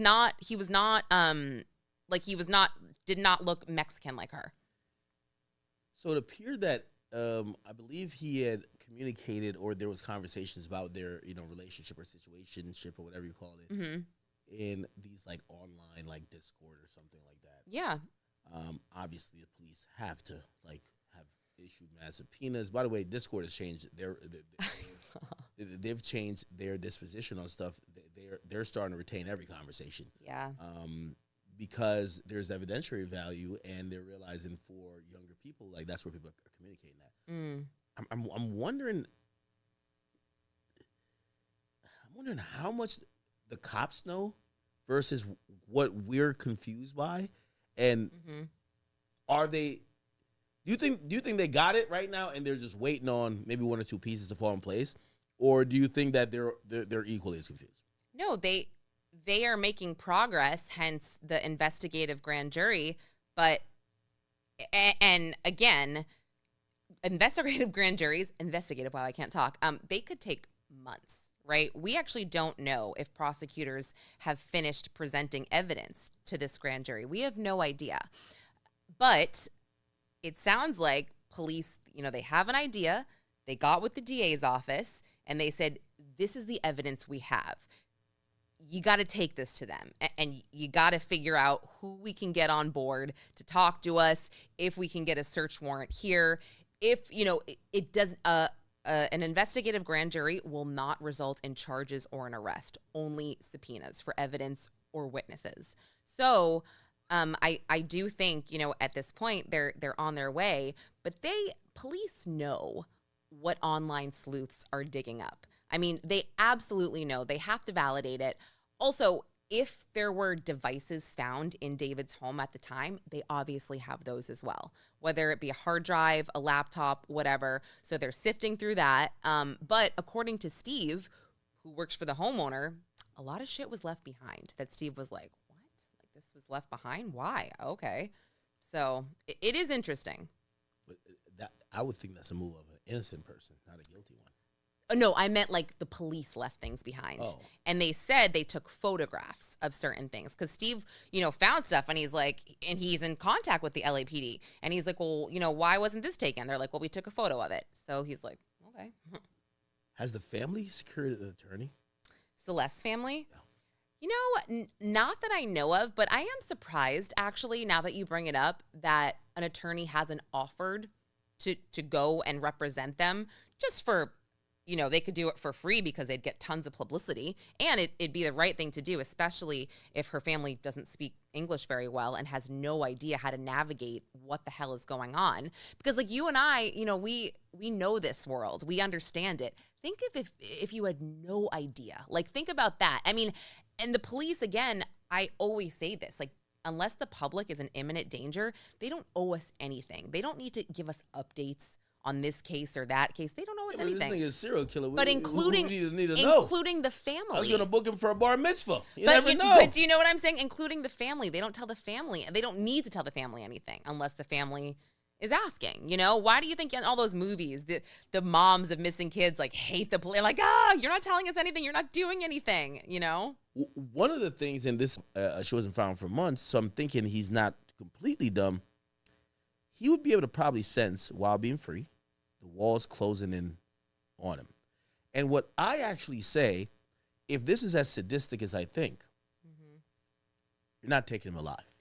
Ooh, and that's dark. That's dark, reality, yeah. And listen, if this is the guy who probably has put some time into this, right? Like, this is months of someone's dead and it's a corpse. You have a lot of time to plan. It feels like the cops are trying to, like, trace your path for months. Yeah. But they still haven't fully got it. That's why you're so free. Okay. You now sitting here thinking about this. At the moment you think they've figured it out, do you sit there and say, put the cuffs on, or you say, I'll catch y'all involve whatever the hell Cash Patel said? Oh gosh, I think he'll kill Valhalla? himself. Is that what you said? Yeah. That was the weirdest thing. I did not get that either. I was like, Valhalla, New York? That was such a weird thing to say. Yeah, that was weird. No, I'm glad you brought that up. No, I at this point, I thought that was the place that he got a security detail for his girlfriend. I was like, yo, that's where y'all at? That's so funny. It's so random. I'll pay attention to a little politics. You do. No, you do. No, my audience don't like when I talk politics too much because they don't like Trump. Oh, okay. We won't. We're not. I tell them about Trump. I don't know what they talk about. But like me, like what gets my mind off super hip hop stuff is like following. I just love drama everywhere, and no better drama exists other than politics. I was like the Trump. Yeah, he brings drama. Just politics. Period. Like, politics is the best drama ever. It's dramatic. Like, I agree. The fucking FBI director got his girlfriend with all type of, like, security detail. You know what I mean? Like, yo, she got to go watch a base. 26 years old, too. Oh, for real? Is that crazy? Yeah. She's young. I think he's 46. Oh, he on this Bill Belichick shit. Ew, no. Okay. Belichick is, like, 60s. His girlfriend's 24. What? Are you kidding? Ugh, that's gross. His that's girlfriend's gross. like an assistant coach, basically. Like, I seen her court. She was on the field. She calling plays too. Dude, I'm sure she's a very lovely person, but her presence annoys me. I think at this point, I don't know why. I agree, but I think she realized like this dude is shriveled up. He's like an old prune. You know what I mean? It's like, yeah, this guy's like he's out of here. So. I mean, she's younger than his daughter. That's for sure. For real? Yes, his daughter's my age. So I mean, that's yeah. It's a problem, Like, in my opinion. I But. think he should say fuck all his coaches. Yeah, I know we're a little bit scatterbrained here. Or good for him, or good for Bell. I don't know. No. Like He needs to say fuck all his coaches shit because they're already down. He's a Super Bowl winning coach. We don't need to see him coaching a college football team. We need him to promote what the fuck he's on when he's with this 24. Is he on that Viagra or is he on the honey pack? Oh Because my come on, what gosh. else? Like, what the fuck is going on? Is it weird that like I don't even like thinking about that because it just When I feels see them, I'm gross like, to- I want to see yeah. him on a date night. I want to see him on the field. Ugh, yeah, you're funny. You do like the drama. I do. Like, I be watching him. I'm like, yo, I could tell she pulled up with an attitude too. Oh yeah. Yo, let me say this. There's nothing worse than when you're in the middle of doing your job and your spouse pulls up with the attitude, like throws you off. Can you Yo, imagine? you'll be like, yo, tell a quarterback call his own play. Yo, your girl will fuck your whole day up. And your spouse was born in the 2000s or whatever, isn't she? Like, I mean, Your spouse is in a sexy red. You I listen can't. I to, just- you yeah. listen to the Beatles. Yo, imagine that playlist in the car. You said, you're like, yo, let's play the Beatles. Like, let's play so some John true. Lennon. And be like, yo, No. could you play some sexy red and Glorilla? I mean, I'm not into that couple, but that's just me. That's just me. Yeah, Cash Patel was on some shit. Anyway, where were we? We were, I don't even, yeah. No. The question was, I was saying that he might commit it. Like, that has to be a thing. And I think when you're talking about people who know that event inevitably, by the way, this is one of the reasons why they don't let out people who are charged with capital crimes, because they're saying this motherfucker ain't gonna come back to court. They know if they're convicted, it's over. So this guy who is, I think, is a little bit more calculated than the average Joe. He's probably like kind of like weighing a lot of things. He's already moving calculated, not speaking, this and third, hired, good, whatever. He might be like, yo, they're kind of close to getting me. He might just be like, yo, Aaron Hernandez, save me a bunk. I'm out of here. You know what I mean? Ouch. Yeah. Get on this Epstein shit. No, I hear what you're saying. I just go back to, who is David's inner circle? Yeah. Who would he possibly have told something to? Who would know about his alleged relationship with Celeste? It's those people that the police have to talk to. What's that? So, and I see this early on where people they were talking about some of the friends who are supposedly also on their age as well. And they were like, so you knew about this relationship, but you said nothing. And these are young kids too, right? I don't even know if they're rumors, but basically I believe it was like a Daily Mail or an outlet came out and said they spoke to a group of friends who saw David and Celeste together and thought she was 18 or 19. So there's that group. Yes, that came out. But again, It said she was 95 pounds. I think it actually said it was less than that. I think it said it was something like 85? 71 pounds. What? But that was not, I mean, again, the pathologist will say, when a body is decomposing, blah, blah, blah. The corpse was that. Yes, exactly. But no, so you've got that right there where it's like a source said that a group of David's friends said they thought Celeste was 18, 19. But I just feel like it's tough to put that on a 19-year-old. It sounds horrible. You are an adult. You should do the right thing, but you don't always, And I don't know if I would blame another 19-year-old for maybe not going to the police about, Celeste being 14. Good catch. Come on now. Oh my gosh, I would love another water. I'm like, I feel like I'm lip licking and whatever. By the way, chat, we might be working through some technical difficulties. Give us, I'm sorry. I apologize. Why? What's going on? No. I think it's lagging a bit or whatever the case is in the audio. I'm not too sure. We're trying to figure out the problem on the back end here. Okay. All right. Yeah. So I feel like we could sit here and talk for hours about this. No. Because there's so many questions. It's so sad. It's so sad. I mean, just lock somebody up for this. Give this girl justice. It's not going to bring her back. I think we're used to being this fascinated over something that's just not real, right? So, like, if it's a movie or something like that. Yeah. This. Oh, I don't care. Yeah. Oh, cold is great. Thank you. Let me ask you this question. Thank you so much. Oh, great catch. Oh, thank you. In comparison to other cases historically, right? Like, obviously people like infamously like say OJ, like, some people are like, come on, this motherfucker did it. Or some people are like, well, yeah, the gloves doesn't fit. We got to quit. Where do you think this, like, and I don't know if they usually say true crime, and I'm not being sexist here, people. This is true. They say true crime and crime podcasts women love. Yep. More than men. On Netflix, I've kind of gone down the rabbit hole of watching like almost like these kind of unsolved murders. There's this one where this guy goes out on a boat with his mom. I just started that. Okay, I'm not he's like, no. Spoiler. He's autistic, and they're like, no, I get that too. And you're like, you can't take an autistic kid's statements like you would a kid that doesn't have autism, right? Like, no, I didn't, but I probably won't because just tell me. I've started too many things right now. Well, there's nothing to tell. It's that's what I mean. It's kind of like, left open-ended, but based on how you're viewing what they're saying to you. Is the kid locked up or no? You start, I believe he's dead. The kid is? Yeah. I didn't know that. Yeah, I think he killed himself.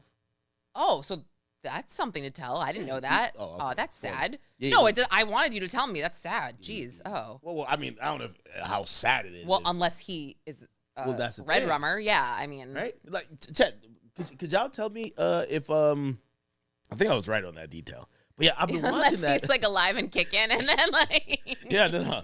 That motherfucker is definitely not free. Alive. Yeah. He's definitely not free. Chat, could you guys let me know?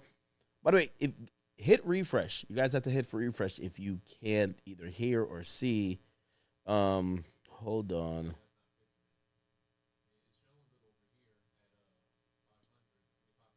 Yeah, it's looking like it should be fine. Mm-mm. Is it okay on Kick?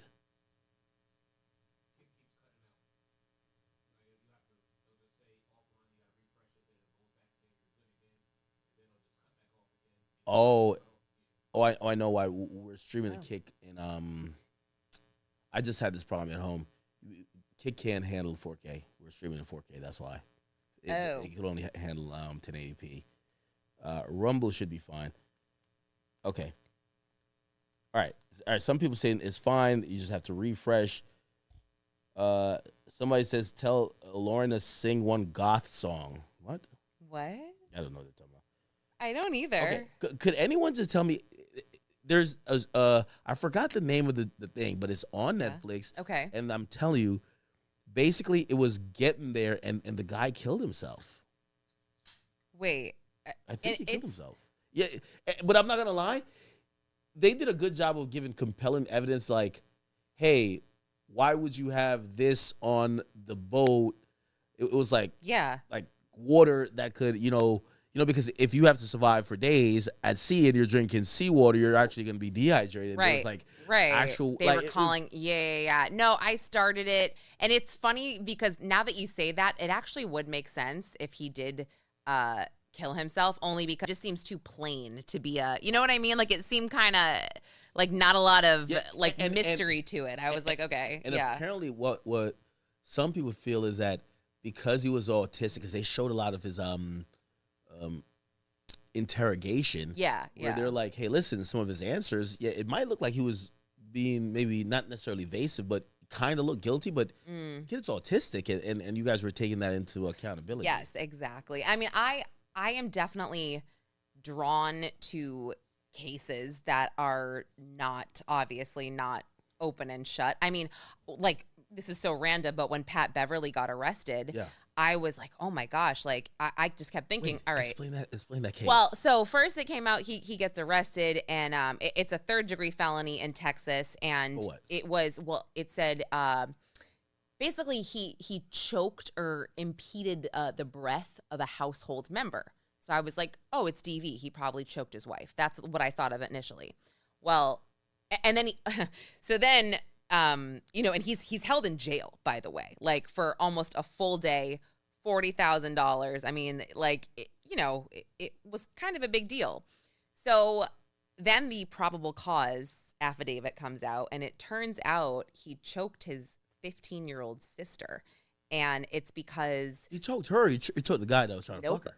Nope. And here's the other thing. This is what's so crazy is first. I thought it was on some Bad Boys 3 shit. Like he came in with a gun, like Why you, get your old ass on out of here. That's what I think he wanted people to think, because his lawyer put out a statement saying before the affidavit was released, the lawyer puts out a statement saying, oh, well, and it was very crowdsourcing, in my opinion. They were like, well, anybody would do the same thing that Mr. Beverly did if they walked in to their home and found their minor sister alone with an 18-year-old man, basically. That's not what happened. First of all, her boyfriend is only 17, not 18. She lives with her mother, and apparently she's 15.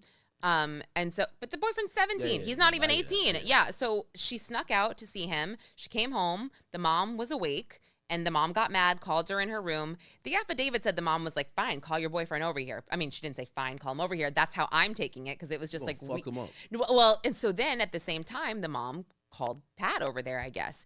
And meanwhile, he gets arrested. The police are at the house at 3:50 a.m. So I was like, that's kind of weird. But the affidavit says when he got over there, he kind of was like, why would you sneak out?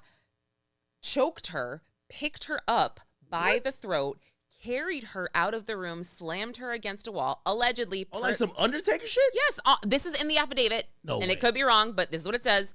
Slammed her against a wall, finally threw her on a sofa and closed fist clocked her in her left eye, and said something along the lines of, I'm going to be the one to kill you or something. But the officer said, who wrote this affidavit, said that his sister had marks on her neck and petechia in her eye. What's that? Which is like when you're like that for too long, you get the red like blood vessels that burst. Bloodshot, yeah. But a medical expert actually said, they said she was choked for maybe 30 to 45 seconds. Petechia exists when you're choked for a few minutes. So I mean, it looks rough. And so I think they're gearing to get that in front of a grand jury. So we'll see what happens. But I was like, oh, there's more to this case here. Okay. Why is it not domestic violence? Even though it's not maybe a relationship type thing, I thought domestic violence was anything to deal with a relative or a spouse or a significant other. Yeah, I think it's just state by state. And like I said, this is Texas. It's a third-degree felony, impeding of a circulation or breathing of a household member. And all felonies in Texas get kicked over to a grand jury. So I think that he just filed some type of subpoena, actually, asking the Fort Bend County Sheriff's Office, which is where this happened in Texas, for 3 records of incidents that happened at that house. One of them being the arrest, but they wanted body cam footage. They wanted, anything that Fort Bend had. So I was like, wait, so have there been other incidents at this house? And if so, why does he want these records? Is he going to try to spin a narrative? Is there a different narrative? I like, peeling back the layers here. So. Oh, man. Yeah, look at the chat. What? Prezi said, Pat Bev never had no energy like that for Trae Young. Sorry, that's funny. Who said that? I gotta pull up the chat, the stream. That's so funny. Oh my god. Wait, they got beef? Wait, that's really funny. You say never had that type of energy for Trae Young. Wait, yeah, were there beef in chat? Yeah, that's so funny. Oh my gosh, I love it. You watch sports? Not really, but I do when it comes to certain. Yeah, you'll have a little bit. I mean, my brother loves the Celtics, so I paid attention to the Celtics a little bit, and my husband loves St. John's, so I like St. John's. People fucking hate Trae Young. Jesus Christ. Yeah, I mean, all people in New York, like Knicks fans, hate him. Yeah. No, and that was just funny what he said also because like I know, we're talking about like a 15-year-old sister. So yeah. Oh wait, sorry. Oh, I see the chat on the screen. Oh, that's so funny. Somebody said, "No, Lauren, don't come here." What are they talking about? I don't know. Probably some ratchet stuff because they're like, "Don't come here. Don't pull up the chat." Everybody's saying that. Why? I'm not going to, but because I can see it now. No, don't worry. We're going to make sure the chat is good. The chat is good. They love you. Oh, it's okay. Let the chat go. Let the chat go. I'm telling you, they have told great things about. They're like, listen, you need Lauren on the team. Oh, that's so nice. Oh, my gosh. And thanks, guys. Hey, I do want to say, and we should talk offline about it. I would, I got to beat LA Mag to the punch with this. Listen, whatever we got to do, I'm down to hire you. We got it for Lil Durk's trial. It's a federal trial though. It's LA. Oh my gosh! I know it was required to be there. But one of my followers, Derek, is always tagging me in stuff about Lil Durk. He's always like free Durk, free Durk. Admittedly, I know nothing about it. I keep saying I will look into it, and then I get distracted. But he is obsessed, and he has told me like free Dirk. So yeah. Again, obviously it's a federal trial. Obviously, no Fed cases are going to be televised. But whenever that happens, there's so many like these rumors that he's commissioned 6 murders. They've put this in like. Oh, really? Yeah, and he's only charged for 1. Yeah. But they're referencing other cases that are murder cases, but they're like, he paid for these. It's just really Is there proof of it? Like or receipts of it? I mean, that seems like a crazy allegation. Well, if you go down the YouTube rabbit hole, yeah, it makes sense if as a YouTuber. But is it enough to have probable cause to actually get a grand jury to indict him? Like, on another murder, you're saying? Yeah, no, right? Probably not. But like there's 2 guys indicted in Chicago. They killed a guy, and they're caught on like, you know, on text messages basically saying, hey, when is Dirk gonna send the money? Oh. Yeah. Now, obviously, that's not enough to like indict someone, right? No. But it kind of puts it on the radar, and the cops have kind of had a hard on for Dirk for a while, and he kind of does rap like, yo, I paid for it. You know what I mean? Like, he has multiple songs where it's like, I want the guy that I paid for, not the other guy you killed. Like, and so, but this is my thing. So if all the hip hop artists are literally getting charged with RICO and murder based on their lyrics, why do they continue to put out lyrics like that? Because the fans are more like, I was just actually saying that because there's a couple rappers, especially out of Atlanta. Fonnie Willis, the DA out there, got them all scared. They're all making music like they rap. Of Young Thug, I would be. That was torture for. They're rapping like they're looking through a Neiman Marcus or Saks Fifth catalog. They're rapping about. They're like Miss Rachel now. They're like, yes, yeah, I know. I can imagine. And really, fans want to hear the graphic details, like hip hop. Yeah. Like some of these artists, we want to hear you describe the shootout. Like it's about just realism, right? Yeah. Like obviously, like hip hop fans aren't like, oh, we love murder. Like they look at his expression, like, hey, if something happened, the reason why we like you is that not only it sounds good, but you're talking about something that actually has legs, that makes sense, that's not fictional. Yeah, it's like if I got in a booth and I was like, hey, listen, I blew up a building in Nebraska, and you're like, bro, shut the fuck up. You've never even been in Nebraska. You're a fucking liar. Right, It doesn't hit the same, even if it's a little bit catchy. Now, granted, if I'm like, hey, listen, that 10-car accident, let me describe how it happened, and I was literally in a 10-car accident on TMZ the week before, people are going to be like, yo, this is a little bit more intriguing. Totally. So that's why people do care about artists they feel that's in that life that they rap about certain things. Yeah. Dirk was one of the last of the dying breed where he was threading a line where it was almost like he was the narrator for actual events you could Google.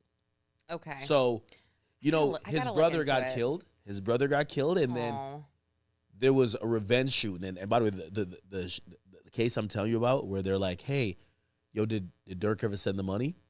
That's the case where he rapped like really shortly after. He's like, hey, after my brother died, next day they were down 2. Like, so his brother got murdered. Yes. Oh, okay. And then he rapped that there was revenge. That revenge, people have kind of like colloquially like, oh, he's talking about that. Then the feds charged those guys, and in the documents they're like, Dirk paid for it, but they have no proof. I gotta read up on his indictment. It's kind of very spooky. I gotta read up on this because I think he's an innocent guy. When is the trial? Oh well, they're pushing for. So they were trying to get October. It wasn't gonna happen. Okay. Now it's January. I think they're pushing into February, but I do think it's gonna happen in the first or second quarter. And I want to go to Keefy D. That's what I want. Keefy D? Oh, that's gonna get guilty. Wait, I just want to be there for all the information that's gonna. I just want to be there for all the info already, Lauren. I don't care. I want to see evidence. I want to see exhibits. Listen, I want to see. If you want to get the info for, actually, I guess you're gonna see exhibits and stuff. Yeah. But most of the info, just go to youtube.com/VladTV. He gave it. Yeah. I mean, he gave it all. Like, no, but the thing is, it's not like he's going to be on the stand. I'm guessing. I mean, we don't know, but I'm guessing he wouldn't be on the stand for this. I'm guessing it's cops who are around from, 20 plus years ago. Basically, everybody else is dead. We know that. But they still have evidence. They still have, so I want to see what's going on. I like that case. I like Tupac. So hey, listen. Sad. I can't help it. Now I'm looking at the chat. If we could clone you. Lauren seems uncomfortable learning something new. No. I know. Sorry. Why did I read that out loud? Yeah, I'm super uncomfortable. Lauren, don't listen to them. You might be getting a little queasy because it's like gangsta hip hop. So I'm like, not queasy. I think it's interesting. Mangione, a guy who walked somebody down and shot him. I mean, I feel bad for anyone that's dead and was murdered. I feel horrible for. Are they showing the body and stuff and like the wound? They're not doing. No, I didn't. We had to watch the video of the shooting today, like twice maybe. You hear the sounds? Yeah, you hear the sounds. 4K? I'm not sure. Is his face covered? No, because Brian Thompson was walking. It's from the back, but what you see is like the bullet hits his leg. He goes down, and then it kind of looks like he goes over and shoots him again. So he shoots him in the leg? Well, the first time he's kind of it's tough to tell the distance of how far he was, but maybe 15 feet. I don't know. And so he gets him in the leg. He's clearly not the best shot, obviously. And then he goes up to him, and it looks like he shoots again from what I could see. But it's just, I think for me, it's super, obviously it's tragic and sad and very uncomfortable because. Walk him down, Louis. Damn. Well, you see this guy ready just to walk into a conference at the Hilton. And would he ever think that someone's behind him going to murder him? Never. Like, never would that cross his mind. So that's just, for me, it I don't know, it gets my head in a weird spot because he's probably thinking about, like, what am I going to have for breakfast? And that's your last thought on earth? I mean, I'm so weird like that. I don't like that. Hey, by the way, real quick, and we're going to switch gears in a second. Could everybody and all my moderators on all the respective platforms, could you please all pin LA Mag's YouTube? Yes. Please. Los Angeles Magazine. Yes. We need to support her. Thank you. She got hired over there. She's kind of in charge of their YouTube, kind of giving content. I'm trying. We have to support her. A win for her is a win for people in our universe and atmosphere. So please, I want you guys to go check her out over there. You're the best. And just make sure you guys keep up with content. And as much as I try to stream all the time, there's a lot more hours in a day. You guys go check her out. Thank you. That's very nice. Speaking of which, the infamous case, and I'm watching Unc today. I'm watching him today. Like, Unc is so tight. And if you guys don't know, I'm talking about Sean G. I miss Unc. He's so upset. Oh, he is. He is. Yeah, and how 50 Cent is carrying it. I have not watched it yet. Yo. Okay, wait. We need to. Don't give it all away because it dropped today. Obviously, I was in court. There's 4 episodes, right? Okay, fine. How bad is it for Diddy? Like, how bad is it? It's bad. Oh God, okay. It's bad. It's bad. So this is a really good Netflix doc in the sense of the storytelling is A1. And what was surprising to me is that, the first takeaway, the more you watch it, and I was also saying, how did some of this footage even really get, commissioned? Diddy's footage. I don't understand this. They're saying that they stole it, or they. Diddy was doing a doc. Yes. And I don't know. This is like maybe it's the ego of powerful men. Tory was doing a documentary. Walking into the sentencing, he was filming himself, thinking he was gonna beat it. He didn't. Wait, he was? Yes. Diddy was doing a documentary, thinking he was going to come out triumphant. See, I didn't know that's how this started. Is he started filming himself and getting this footage because he thought he was going to beat everything. Okay, Diddy that makes sense. Okay, has a relationship with Netflix. I knew that with Ted Sarandis. I saw that. Yes. Okay. And he's filming it there, but of course, when you get, obviously it wasn't a clean sweep on the prosecutor's side, but you're still going to prison. Yeah. He basically kind of scraps it. It's not also Netflix is saying, because they commissioned it, right? Netflix is saying, all right, cool, just turn over what you got, and what we'll do, we'll make it what it is because we're just following reality. Diddy's like, well, hold on now. If I lost the case, I'm down to still do it with you, but I got to be able to control it.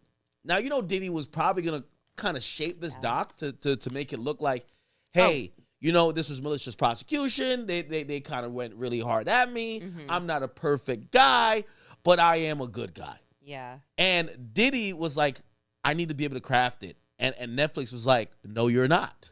And he's like, well, my question is, did he sign the footage over to Netflix so they own it? Like, how were they able to do this without his? No, but he didn't pay for it.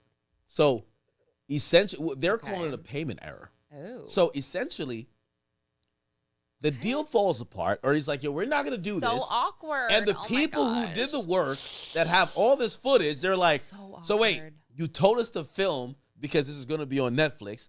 Now you're saying Netflix doesn't exist, and we're not getting paid because Diddy was going to pay with Netflix money.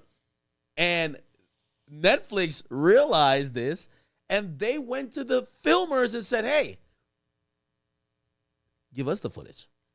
And since the filmers owned the footage until it was legally passed over, they just gave it to Netflix. And in my belief, this is my belief now, Netflix needed someone to be the bad guy because they essentially snaked Diddy, right?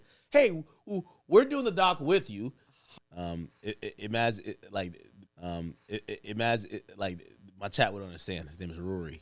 If he had a doc, well, he's not relevant enough. He's not relevant enough to have a doc. But if he did, and they're like, hey, listen, we're gonna commission a doc, and they're like, oh my gosh, who is gonna run the doc? They're like, hey, Ak, do you want to do it? And I'm like, of course. Like, we're gonna get. I get it. You're gonna be petty, right? Fine, go be petty. Yeah, but like that's what I mean. Like, what? I just need to know. So, does it make him look bad as a human being, or is it like he's guilty of crime? Like, what is the narrative here? It feeds into everything you think about people who get successful and what you definitely think and what you've heard about billionaires. Hey, for someone to become a billionaire, they've done a lot of shiesty things, screwed people over, and they're usually a horrible person that is self-serving and will sacrifice anybody at any cost. Oh boy, they have it all on camera, and like they have like footage or people talking about it. Not necessarily, but they're accentuating the stories that are the worst stories. They're like, hey, he didn't give a fuck about Shine. I know that. I mean, Biggie dying. He calls up a magazine and he says, hey, my album's dropping. I know you guys are going to put Biggie on the front of the magazine. I need the cover. Fuck the dedication to him. Wait, do they have footage of him saying this, or like? Well, this was always this has been a story that people knew. Okay, but they're putting it in a doc. They're not really putting things that kind of make him look like he's also personable. Yeah, and I'm getting to the fourth one now. They haven't even focused on some of the family and even philanthropic stuff he's done. They're kind of more of this. He's scummy. Oh wow. Then they also highlight. They said Diddy said he was gonna throw a funeral for Biggie that was gonna shut New York City down, and they said he did that. And then they said, however, and they show an interview where he's talking about it. They said the entire budget was actually recoupable under Biggie's recording contract while he was dead. Yo, they just eviscerate him. Oh my god! You look at it, you're like, this guy is soulless. That's bad. Again, I don't want to be here and be like a Diddy defender or anything, but like, I don't know if he has a retort to some of these things, and obviously I'm a little bit younger, so like I don't live through some of these things. There's a statement. But it doesn't give any type of, like, what they do is they tell the whole story and it looks so bad. And at the end of the episodes, or sometimes in the middle, they have these black screens and they're like, hey, by the way, even though we made it look like he set up Shine, he was never blah, blah, blah. Oh, yeah, the legal disclaimers. Yeah. Totally. They do that, but it's for like 5 seconds. The whole time you're hearing that Diddy's a piece of shit. I was going to say, I do have a statement. Diddy's statement. Did you read it? No, you go ahead. It says Netflix, or statement from Sean Diddy Combs spokesperson. Netflix so-called documentary is a shameful hit piece. Today's GMA teaser confirms that Netflix relied on stolen footage that was never authorized for release. As Netflix and CEO Ted Sarandos know, Mr. Combs has been amassing footage since he was 19 to tell his own story in his own way. It is fundamentally unfair and illegal for Netflix to misappropriate that work. Netflix is plainly desperate to sensationalize every minute of Mr. Combs's life. I'm going to skip through this part. It is equally staggering that Netflix handed creative control to Curtis 50 Cent Jackson, a longtime adversary with a personal vendetta who has spent too much time slandering Mr. Combs. It does say if Netflix cared about the truth or about Mr. Combs' legal rights, it would not be ripping conversations with his lawyers that were never intended for public viewing. No rights in that material were ever transferred to Netflix or any third party. That's confusing. Why was it on camera, I wonder? If they didn't have you know what I mean? But Diddy doesn't own the rights to it. Oh, you're saying, okay, yeah, okay, true. So yes, they're true. basically saying, hey, you violated his privacy, but jeez. You know, I think Netflix even put out a counter statement basically saying, hey, we did nothing illegal in terms of, and we have the rights to this thing, right? So I get what they're saying in terms of, I'm not going to lie, and this is why I said it is a scummy move, but let's be honest, aren't all documentaries to a certain extent, especially when the person is alive, is kind of scummy, especially if you were trying to work with them before. Yeah, I mean, I don't know. And then you think about it. Again, I haven't seen this yet, but it sounds like Diddy would probably do the same thing to somebody, right? You know what I mean? If he was in a position that maybe 50 Cent is, I don't know. It just sounds. 50's petty though. He's so petty. He's so petty. Are you kidding me? And I'm here for it. I kind of love it. But again, I haven't seen the doc. I just know if that was me, I'd be like, wait, the person that hates me the most produced a doc about me. No, thank you. Here's the thing though. I feel like we went through the moment, especially obviously seeing the video of, as someone who maybe I'm a little bit, different in my thought towards the whole thing, or maybe I'm a little bit just numb to it. Mm-hmm. I think the peak of our hatred towards him already happened. So, sorry. When I'm watching this documentary, oh God, honestly, yes, it does make you think like, oh man, this guy's a shitty guy. Yeah. It really doesn't show redeeming qualities about him. But I can't say, I remember what Surviving R. Kelly did. Surviving R. Kelly changed the narrative. Yo, that was repulsive. Right? That was repulsive. This doesn't change the narrative. This just says, hey, don't feel bad that he's locked up. That's what it's. Right. And by the way, they are being fair a little bit with the sex trafficking stuff, because when I was watching again, I haven't watched the jurors, right? Well, not the jurors yet, but oh, they are allowing the prostitutes to speak, and they're basically kind of contextualizing it like, hey, it wasn't just him. Yeah. Right. Now, again, it's so many ways to tell this story. And again, watching the first episode, what was lost, and if anyone knows the story, and this is where in between me, going to your coverage while you're in court and you're giving us these blurbs and everything, we really looked at the life of Sean Combs and the life of him, and in how he may have became a sex addict and maybe even been sexualized at an early age. You have to go back to his childhood, and you have to go back to to even the parenting around him. And I have said this before. The doc does not. Again, I'm not saying that's an out for him, but it's context. Mm-hmm. The doc says, "Fuck that."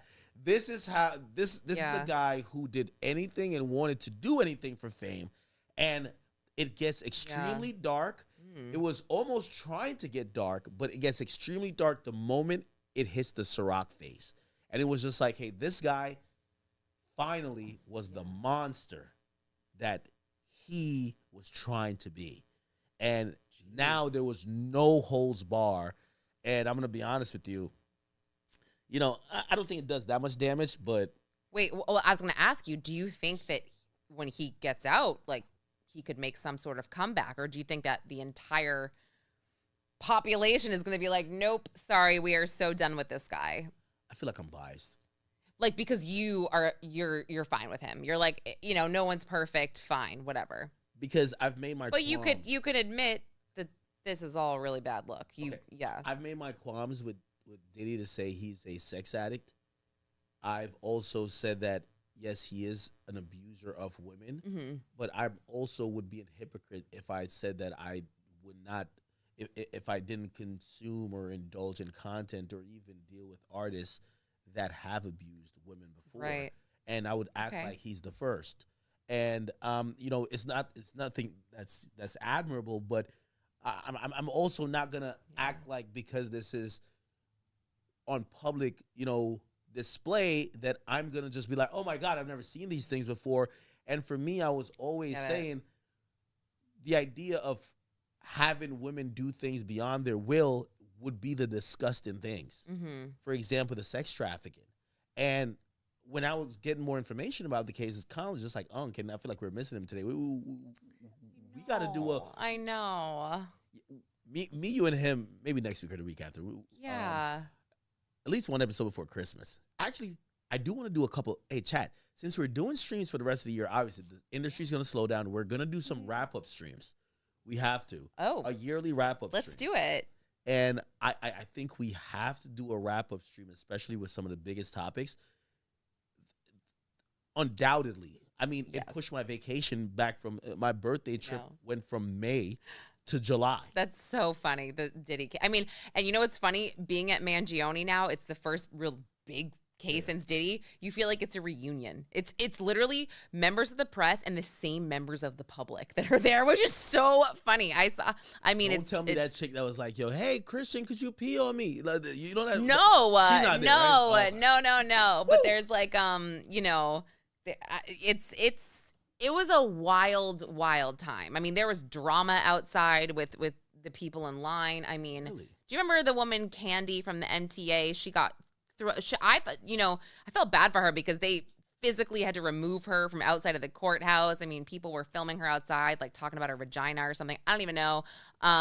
There was lawsuits, defamation lawsuits that were served outside to members of it was crazy. I'm telling you, somebody could make a documentary about what the hell went on out there. Yes.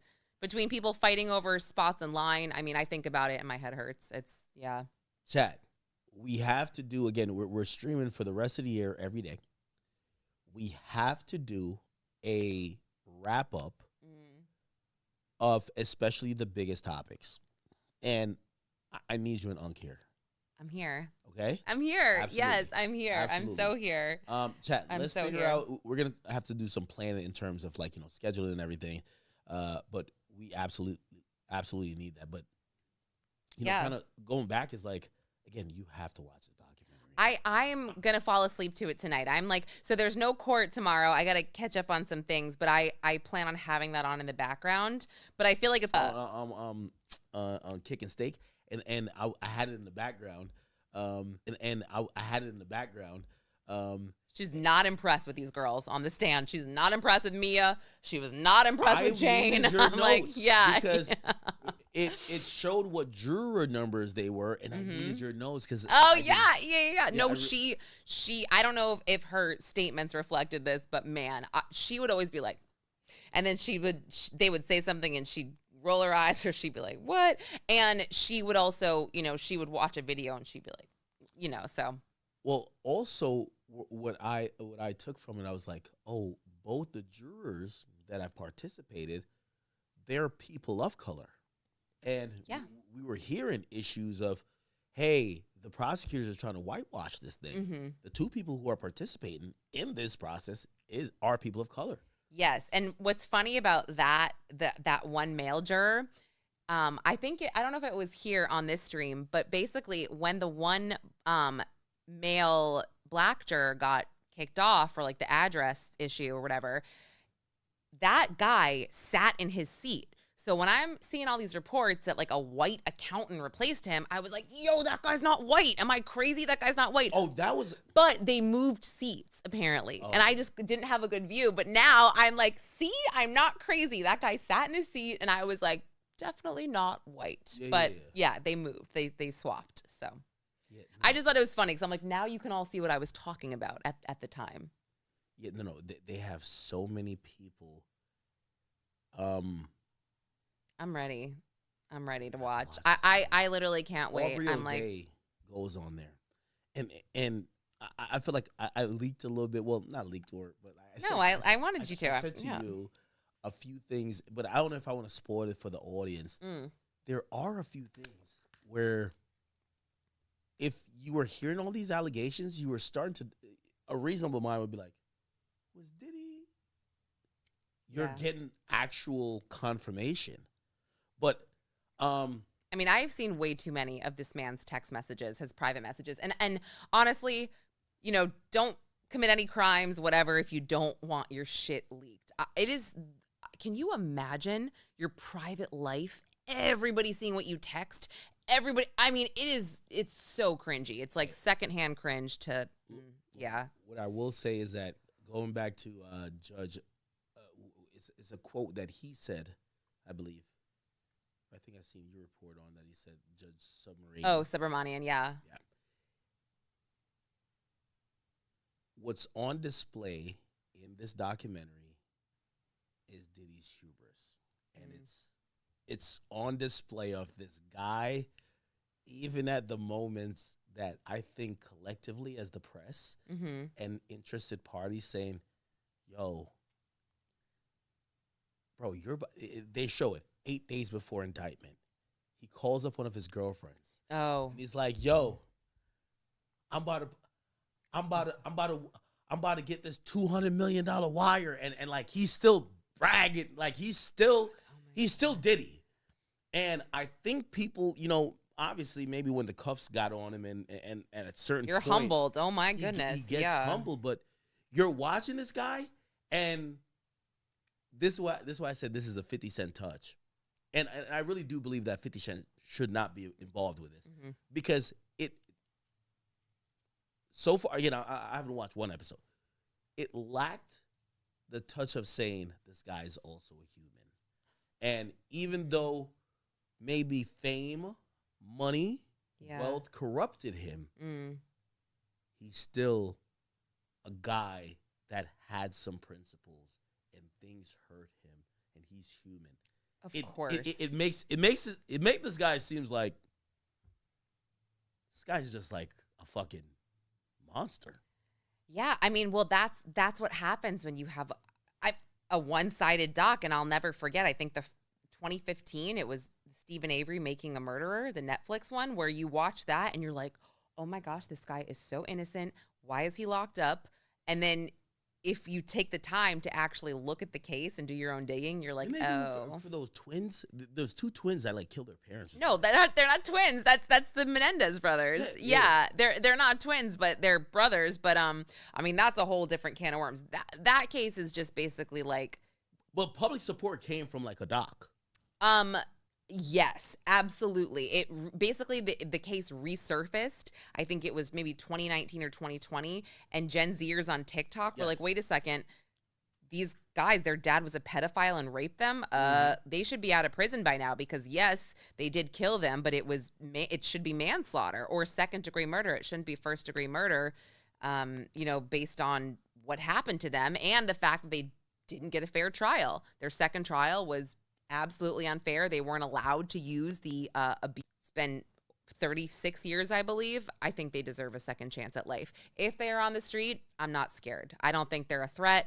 No, I've been in Manhattan criminal court where 3 months ago, I watched a judge release this Venezuelan migrant who is allegedly driving for a group of sex traffickers. He was like the muscle. He would drive the victims to and from.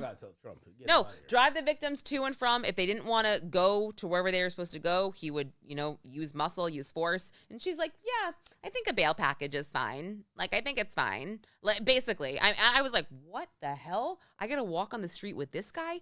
No, thank you. And right before that hearing, there was two people that already had ankle monitors on that were there for distributing a 14-year-old girl for the purposes of sex trafficking. They distributed her photo, her information online, and they were there for a status hearing. And one of the defendants is like, I just want to see if I can go to night school. And I'm just like, what is going on? Why are you out? Go sit in a jail cell. Yeah. You are marketing a 14-year-old for sex.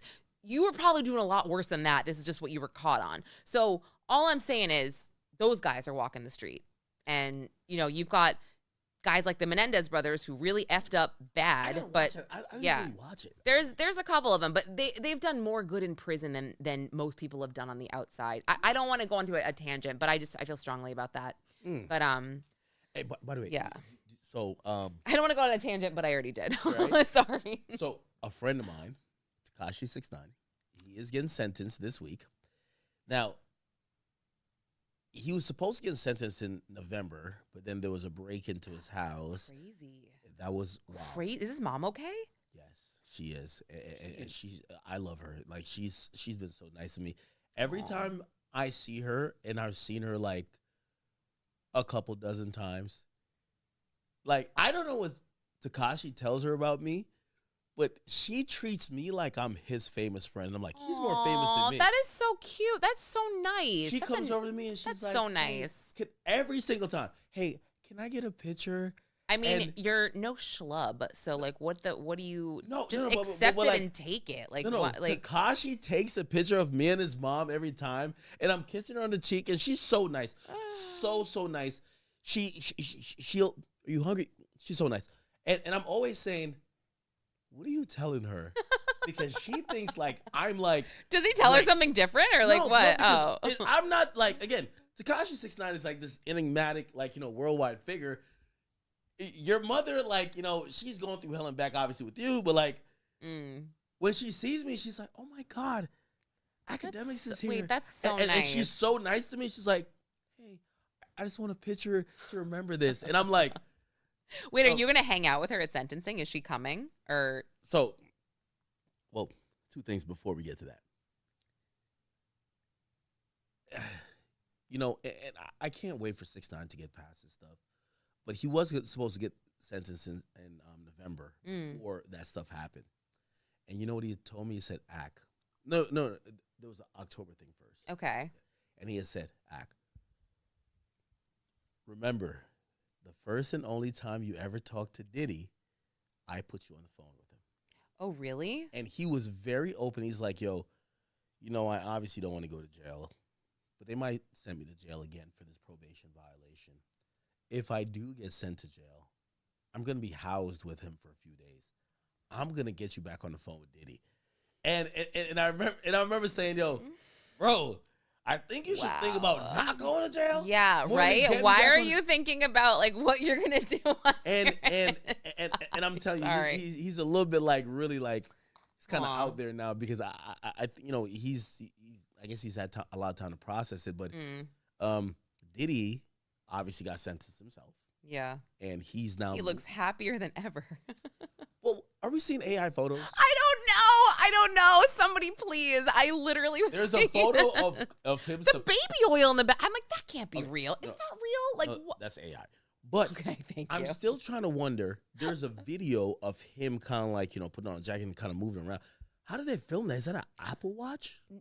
So I said TMZ's got some source in there that's so brazen with their recording. I don't even know. I mean, what we are seeing, I will get to the bottom of it. I will find out if it is real, if it is AI, because I'm speechless. If that is the case, I mean, the video of like the guy with the pigtails like hanging on him, like that's not real, is it?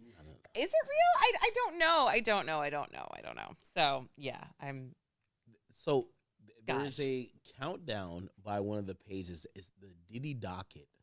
Oh yeah, I follow that person. The countdown of his release is 2028. Yeah. I knew that. It's June of 2028. That's on the bureau. There was another issue with the phone, and all I know is that his release date went from May of 2028 to June of 2028. So something happened in between. I'm not sure. So shouldn't Diddy be having like? He's having like respectfully like he's having like a sweetheart like jail time. Not saying that any incarceration that you want to go to jail. No, but if you want to go anywhere, it's probably I seen people doing the like hey, no pun intended, but of course they would put Dicks Diddy at Fort Dix. But Fort Dix is actually a military base in New Jersey. Yeah, I mean, they have a wing that is a low security prison, but it's a military base. Yeah. So again, there's a military base, and then at one wing there's a low security prison. Diddy's there, basically like obviously like I don't know if it's kind of odd because it's like, is it low security if the military is there? But whatever. The point is he's not getting like completely like lockdowns all the time, no movement, 23-1. Mm-hmm. He's having some sort of Yeah, he looks like he's alive. It looks like he's I don't know how to say it. It kind of looks like he's at peace if those photos are real. I don't think those photos. I think the video is real.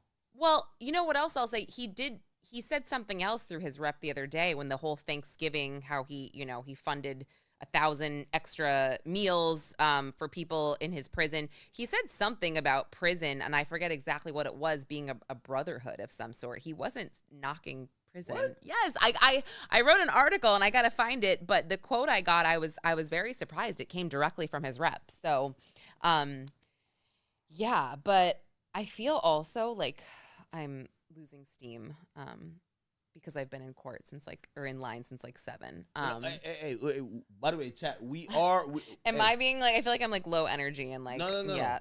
Hey, chat. I do have a slight announcement to make. We won't be going too long tonight. We will be wrapping. By the way, she's going to be back. First of all, I just want to give you so much kudos, and I hope everything for you personally and professionally. And this is another reason why me and you had to sit down.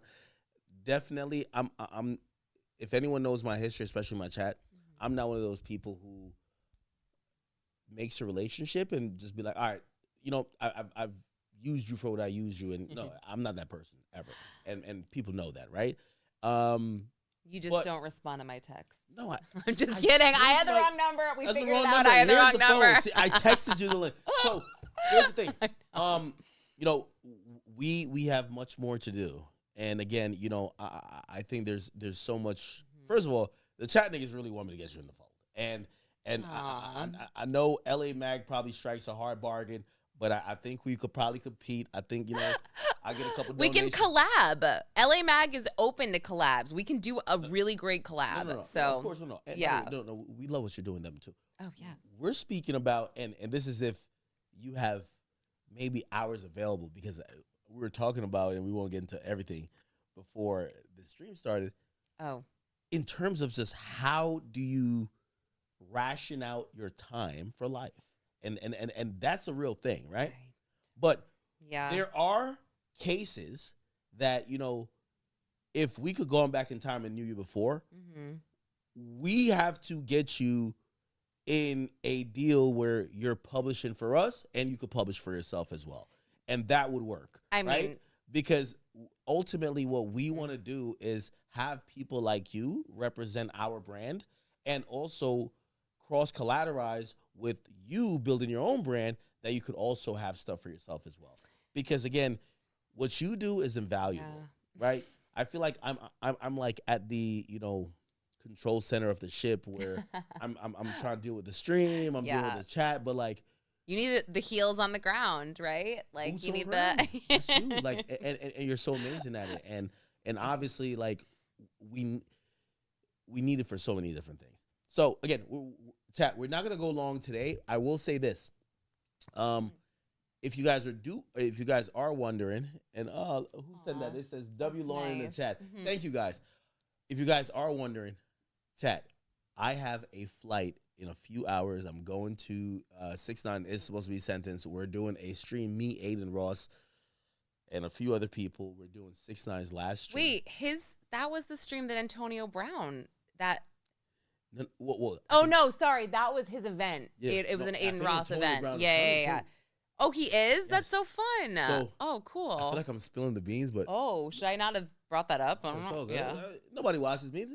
We will still be streaming tomorrow, but I'll be in Miami for the day. We're gonna go do that, and we will be back. And then, Lauren, we have to do so much more. But no, and normally, like I'm clearly since Diddy, I have not been in a court line, at 7 a.m. So I'm obviously running on fumes right now. But normally I have a lot more energy and I'm like ready to go because I'm not, But yeah, I am. We're all human, and we also have to all like. What did I ask you today? I said, when do you have time? I feel like you have been on your foot's been on the gas, taking advantage of every opportunity. Like, I'm gonna be honest with you, like for a lot of people in our industry, that Diddy case was like, hey, listen, we got the bread, the butter, the meat, the potatoes. We're good. Let's chill out for a little bit. And you have not used that as, okay, I could just hang out. I'll catch you in a few months. You've still applied pressure, and I appreciate that. Thank you so much. No, it's so weird too, because I will be so tired and I still can't sleep sometimes. Like, I need someone to punch me in the face, knock me out for 12.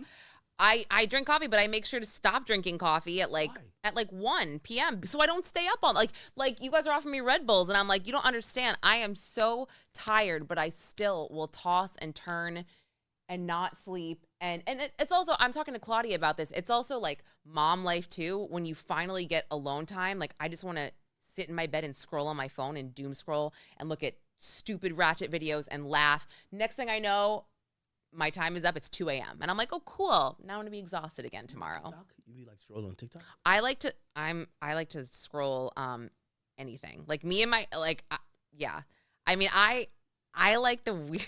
I don't want to get into it. I don't want to get into like the way I turn my brain off is really watching chat, crazy videos. You guys want to know a guilty pleasure viewing of Lauren trying to unplug her brain from processing treasure troves of information and trying to calm down, relax, it's bad. and also be a regular human for a family. Yeah, right? it's like, yeah, it's mental. It's mental. I would say, I mean, you don't got to give it up. She told me lately I've been really into AI videos. Those really? Like the ones with like Jeffrey Epstein on a motorcycle with Diddy like having his arms wrapped around. Like, I don't know. Like, I will just go crazy. Lauren, I go crazy for those. No. I'm like, no, what's what? happening? Like, the AI is crazy. No, that's your brain now manifesting into AI. No. Like, you're covering all this stuff. That's your world. No. You got it. You got to unplug. There's another one I was looking at. It was like, basically, it was like a kids in the 80s unwrapping Christmas presents, and they're unwrapping it and they're like, cool, the Epstein files, thanks mom. And I'm like, what? This is so good. I'm like, I can't take it. No. Sorry. Sora is the worst. Yeah. Somebody says, oh, yo, she was watching Act last night. She's calling him ratchet. No. Nah, Wait, Lauren got her own little ratchet. No, playlist. I believe me.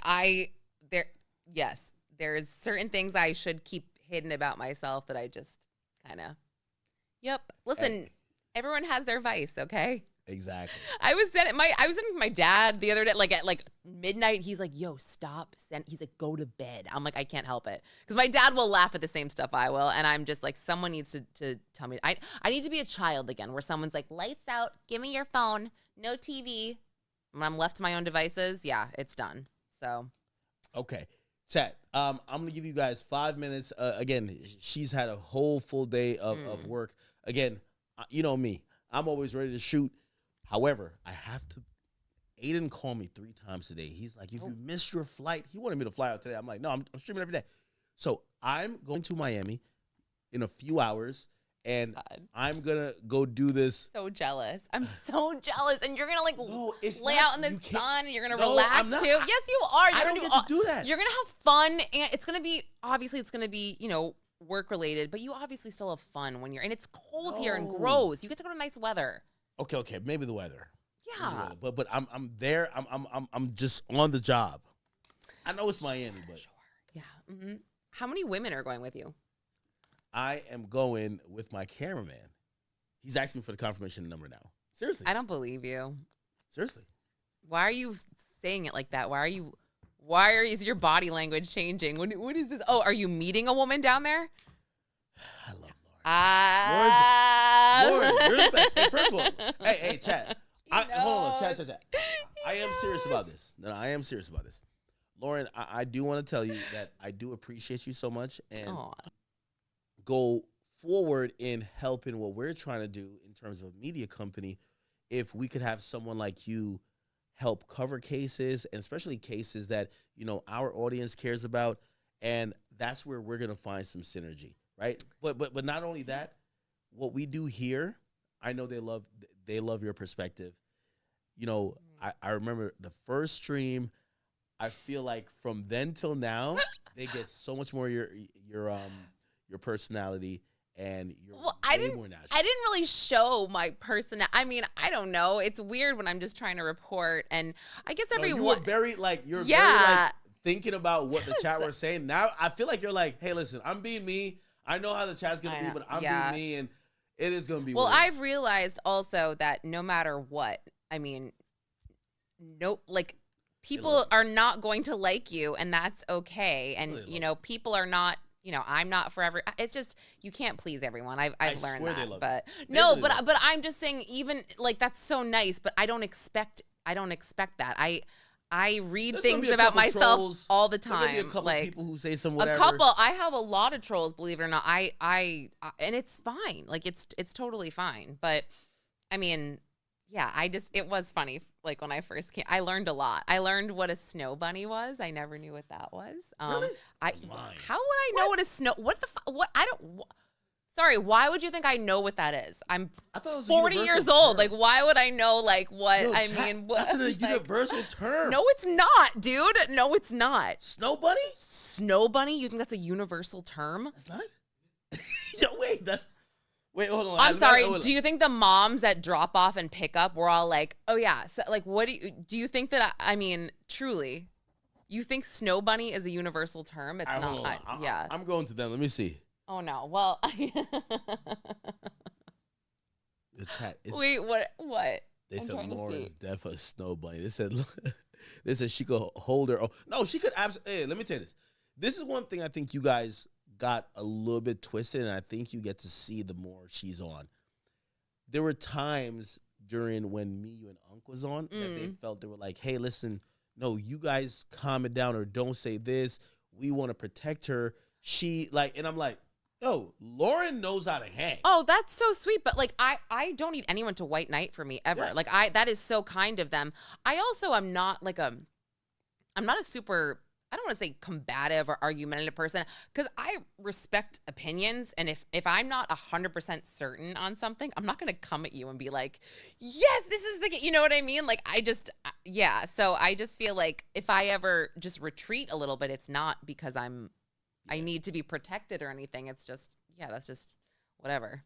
Look, I don't know. Lauren knows how to hang, and you are amazing. No, you're amazing. But I'm in on the joke. I can take a joke. I can take the, whatever. It's like, listen, the only place, and by the way, I get it. You guys, some people are going to have really nice compliments. Some of you guys, Yeah, it's okay. It's okay. Whatever, you might have whatever comments about whatever. The only place, and I know I'll particularly draw the line, I will not ever tolerate people stalking her. Okay, seriously. Is that a thing? Oh, I was like, okay. No, I don't. Yeah, no stalking. However, if you could always compliment her.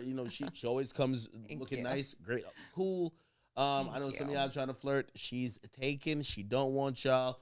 Cut it out. Married. I'm old married. I'm an old married mom. Let's just put it that way. You gotta tell me you're 26, girl. 26? Have you seen my neck? My neck is not that of a 20. You're being too honest. Not a 26-year-old. Sorry. Yo, we gotta tell you how to do it on here.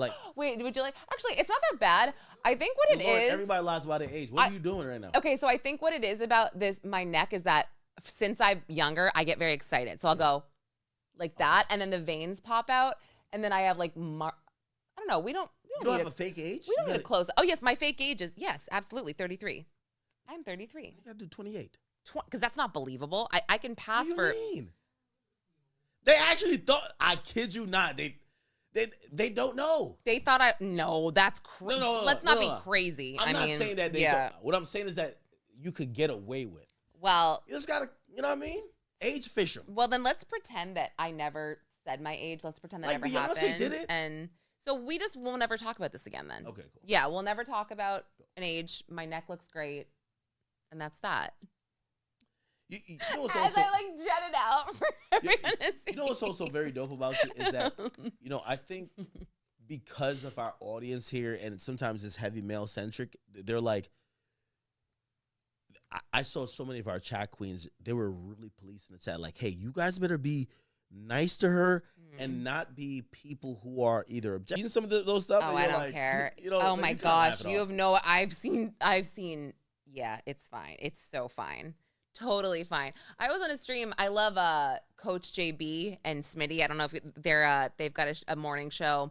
Love those guys. Their chat cracks me up. I mean, these guys are dissecting. Like, one guy was like commenting on my tongue. He was like, I laughed really loudly and like my tongue is fine. I mean, I'm just whatever. And I think that someone in the chat was like, you know, her tongue is a weird color. Like, and I was like, what the literal hell are you Someone in the chat did say, I really thought she was 27. Oh, I love you. Oh my gosh. Our chat queens love you. That's so Our nice. chat queens, they, first of all, they love voices that echo, and by the way, that was another thing too, because me and Unc were here and also you, and they were really keen on, hey, listen, not because you guys are two males and maybe you're interpreting things from a male perspective, do not jump her with your, and I'm like, yo, hey, listen. Nobody jumped me. Yeah, it's fine. Well, that's what I was trying to tell him. I'm like, hey, listen, Laura isn't the girl or the woman who is going to be like, hey, these men are making my voice feel invalidated. Like, she holds her own. Yeah, and I could tell you, put you in any room, you're good. Yeah, that was, and I also am not like, I'm not sitting here like a huge feminist either. I see what I see, but you know what I mean? Like, I felt how I felt about Cassie. I felt a complete opposite way about Jane, and I was fine in saying it. I don't care. Like, I don't, you know what I mean? Like, By the way, this last, I'm going into episode 4. Yeah. That's where Jane gets mentioned. Oh, do they mention her by her real name or no? You don't know. You haven't seen it. Yeah. Okay. They mentioned Cassie. Obviously, she's not a part of it, but you're gonna. I feel like I want you to text me about what you think about it. Okay. It paints Diddy. Diddy's just a nasty dude, man. Like, yo, he's just a nasty, freaky guy. It sounds rough, but it sounds. I won't rough. say oh my it's gosh, like it sounds rough. It's one of those like You would probably say to your homegirl. You would probably say to like your niece. Yeah. You'll definitely say to like your cousin, like, yeah, don't date that guy. Totally. Right? Like, oh, okay, he brought you out for drinks, cool. Don't fucking fall in love with him. Don't blah blah blah. But you won't be like.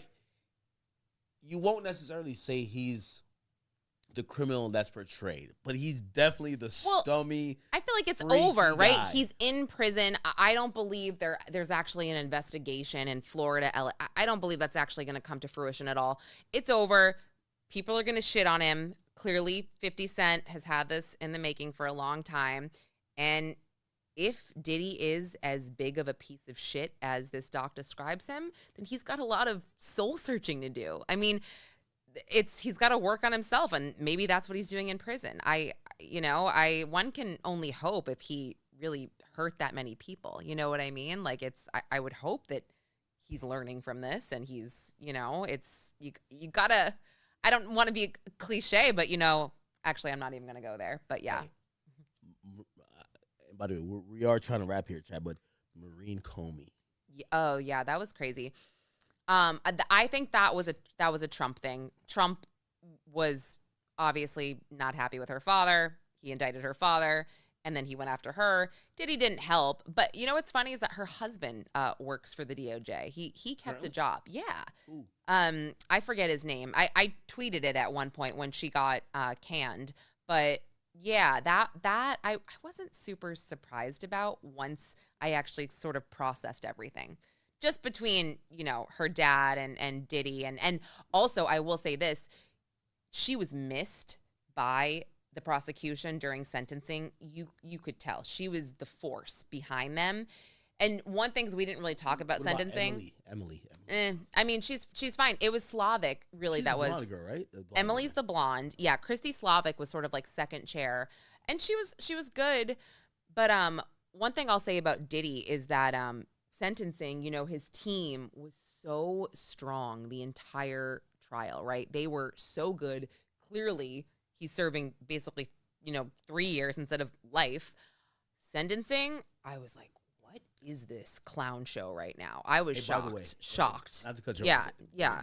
Customer for cut you off. Oh, yeah. The whole time. Hey, I want when you, again, I'm giving you like things I want you to text me about, but when you watch the doc, Yeah. I want you to tell me what you're taking away after being in court and hearing Diddy's so much quarterbacking and Diddy's shouting at his team one time. He's like, I want you to fucking call me back. I saw that I want you in to the call clip. me back Yeah. when you have some, basically when you have some solutions. Yeah. And yeah. he's really like, he's built, like he's not a guy who's just kind of in the passenger seat and he's like looking at Mark Agnifilo saying, brother, just take me. He's literally calling the shots. And he's cussing out his team. There was a clip in the previews Yes. where and I mean, listen, I don't know how much exactly he was paying, but he was allegedly paying like $2 million a month total at one point. That doesn't give you the right to treat people like that, obviously. But I mean, his lawyers on sentencing, it was a mess. It was a clown show. It was too long. The judge already knew. He already knew what was going on. And Nicole Westmoreland was incredible throughout the trial, but her getting up there and telling a personal story about how Diddy touched her when he gave some speech, and she was like literally sobbing. I was like, supposed to interview her. Didn't you interview her? I did not interview anyone from the legal team. No, I didn't interview anyone from the legal team. I interviewed an inmate of Diddy's at MDC who was in his business course. I thought you had interviewed. Mm-mm. That's one of the things. So his team kind of like offered like a lot of those interviews. I would have loved if you did it, or I would have done it with you. Yeah, no, I still want to. I mean, I was trying to get Xavier Donaldson. I think my whole thing was that I want an interview with an attorney that hasn't really talked to anyone before, because I think it would be really fascinating and and I have so many. Yeah, so I think I could get Jason Driscoll. I think that could happen. He was amazing, but I think they shut those down after Nicole Westmoreland went on and she said something about the pardon, about the Trump pardon, and Agnifilo was being questioned about it consistently, and he couldn't disavow what she was saying, right? Because it would show a rift, but he was doing his best. Yes. Oh, totally. Best lawyer, basically. I mean, indirectly, dancing around everything. But no, it was, it's funny because the inmate I spoke to actually gave me the real story about the knife, which I reported. You know how all of a sudden so Brian Steele talks about how Diddy woke up with a knife at his neck or whatever. Right? Yeah. And then it resurfaces a month later through the Daily Mail. And this incident was a while ago. It wasn't recent, but I spoke to this inmate, and it was all basically Diddy was watching Basketball Wives sitting in a chair, like in some rec room or whatever. And a guy who I think he was serving, or he basically was going to be serving a life sentence. He just didn't care anymore. He came in and told Diddy he wanted the chair. And Diddy said no, and he pulled a knife on him. Is this at Fort Dix or is this? No, this was at MDC. So according to what 6ix9ine told me, it was like where they were all staying, because this is in the SHU, this special housing unit. Yeah. He's like, yo, there's a president of Honduras there. There is SBF. He said he went there. Diddy's there. I think this isn't a bunch of bum ass niggas there. Well, I also think, and this, I don't know, but I think it's also maybe for inmates. I don't want to say if they're snitching or they're Oh, yeah. Okay, like I don't know. Right. So, yeah. Oh, okay, you're right. I don't want to put anyone, but I think you can say they're snitching. There's a lot of telling going on out here. We're in there for, so this one guy said he saw him pull a knife, and he said that Diddy, jumped back. This guy stepped in, and Diddy said, yo, dude, you need God in your life, or something like that. And then he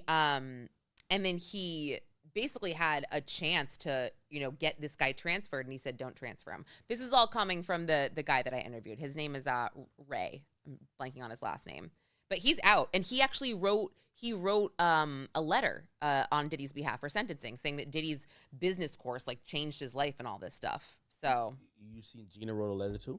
I saw that. And Young Miami? Yeah. Yes. I mean, again, it's all coming back to me now because it's been October, but God, I feel like it's been a year since it was October 3rd. Yeah. I remember that because of Mean Girls Day. So There you go, guys.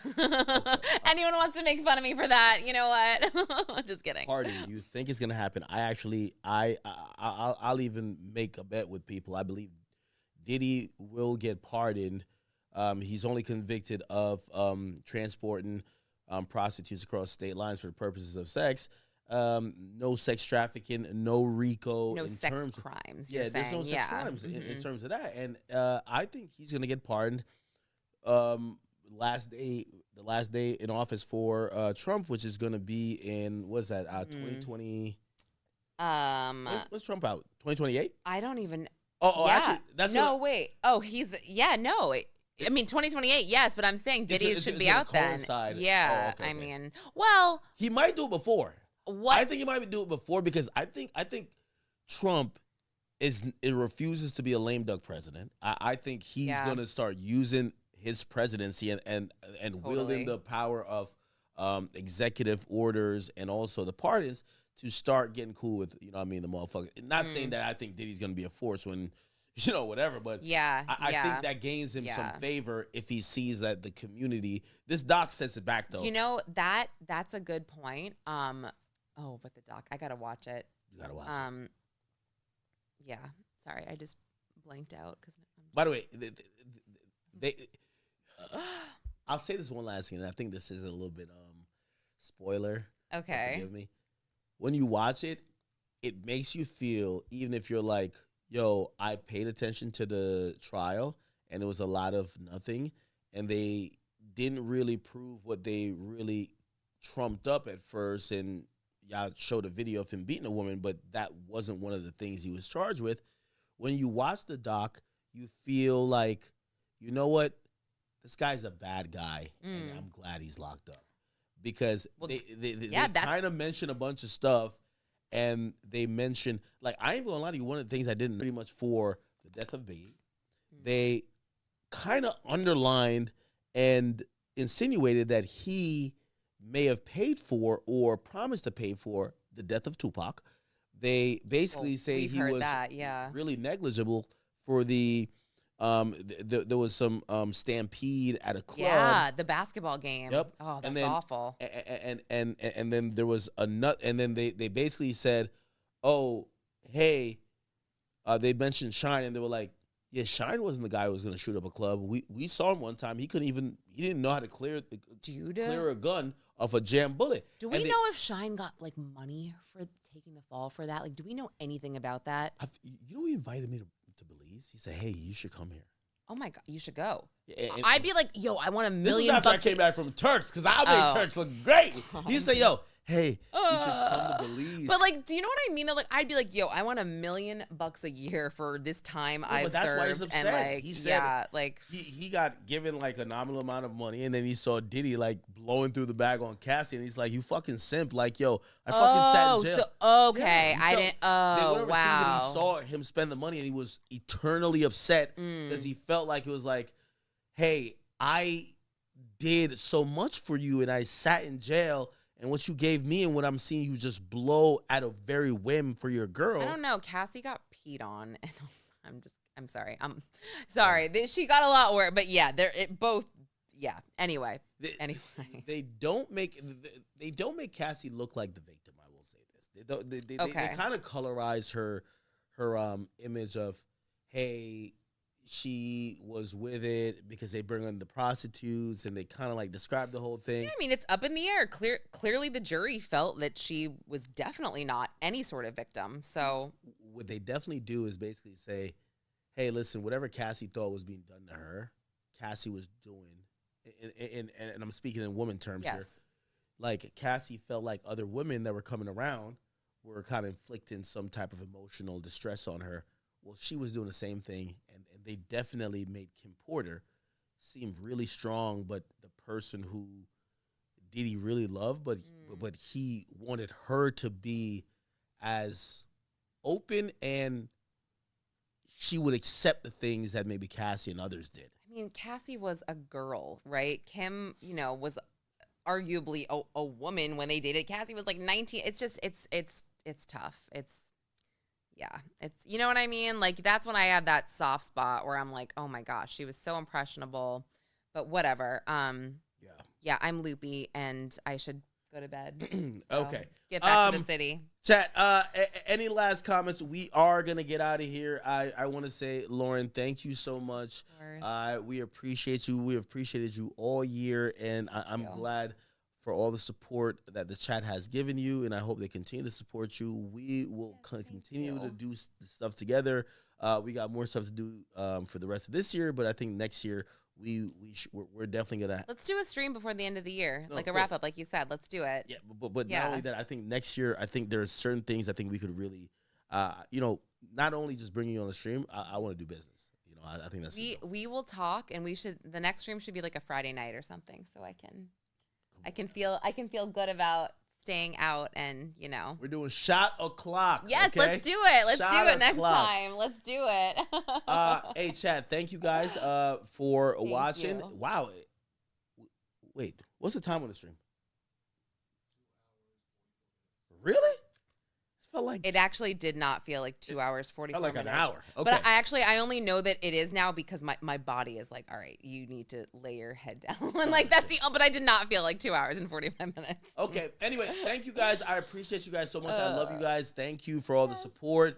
Thank you for supporting Lauren. Lauren, thank you for I had to make sure if I was gonna go to Miami, I'm like, I cannot cancel Lauren. I cannot, whatever. And I'm glid I did.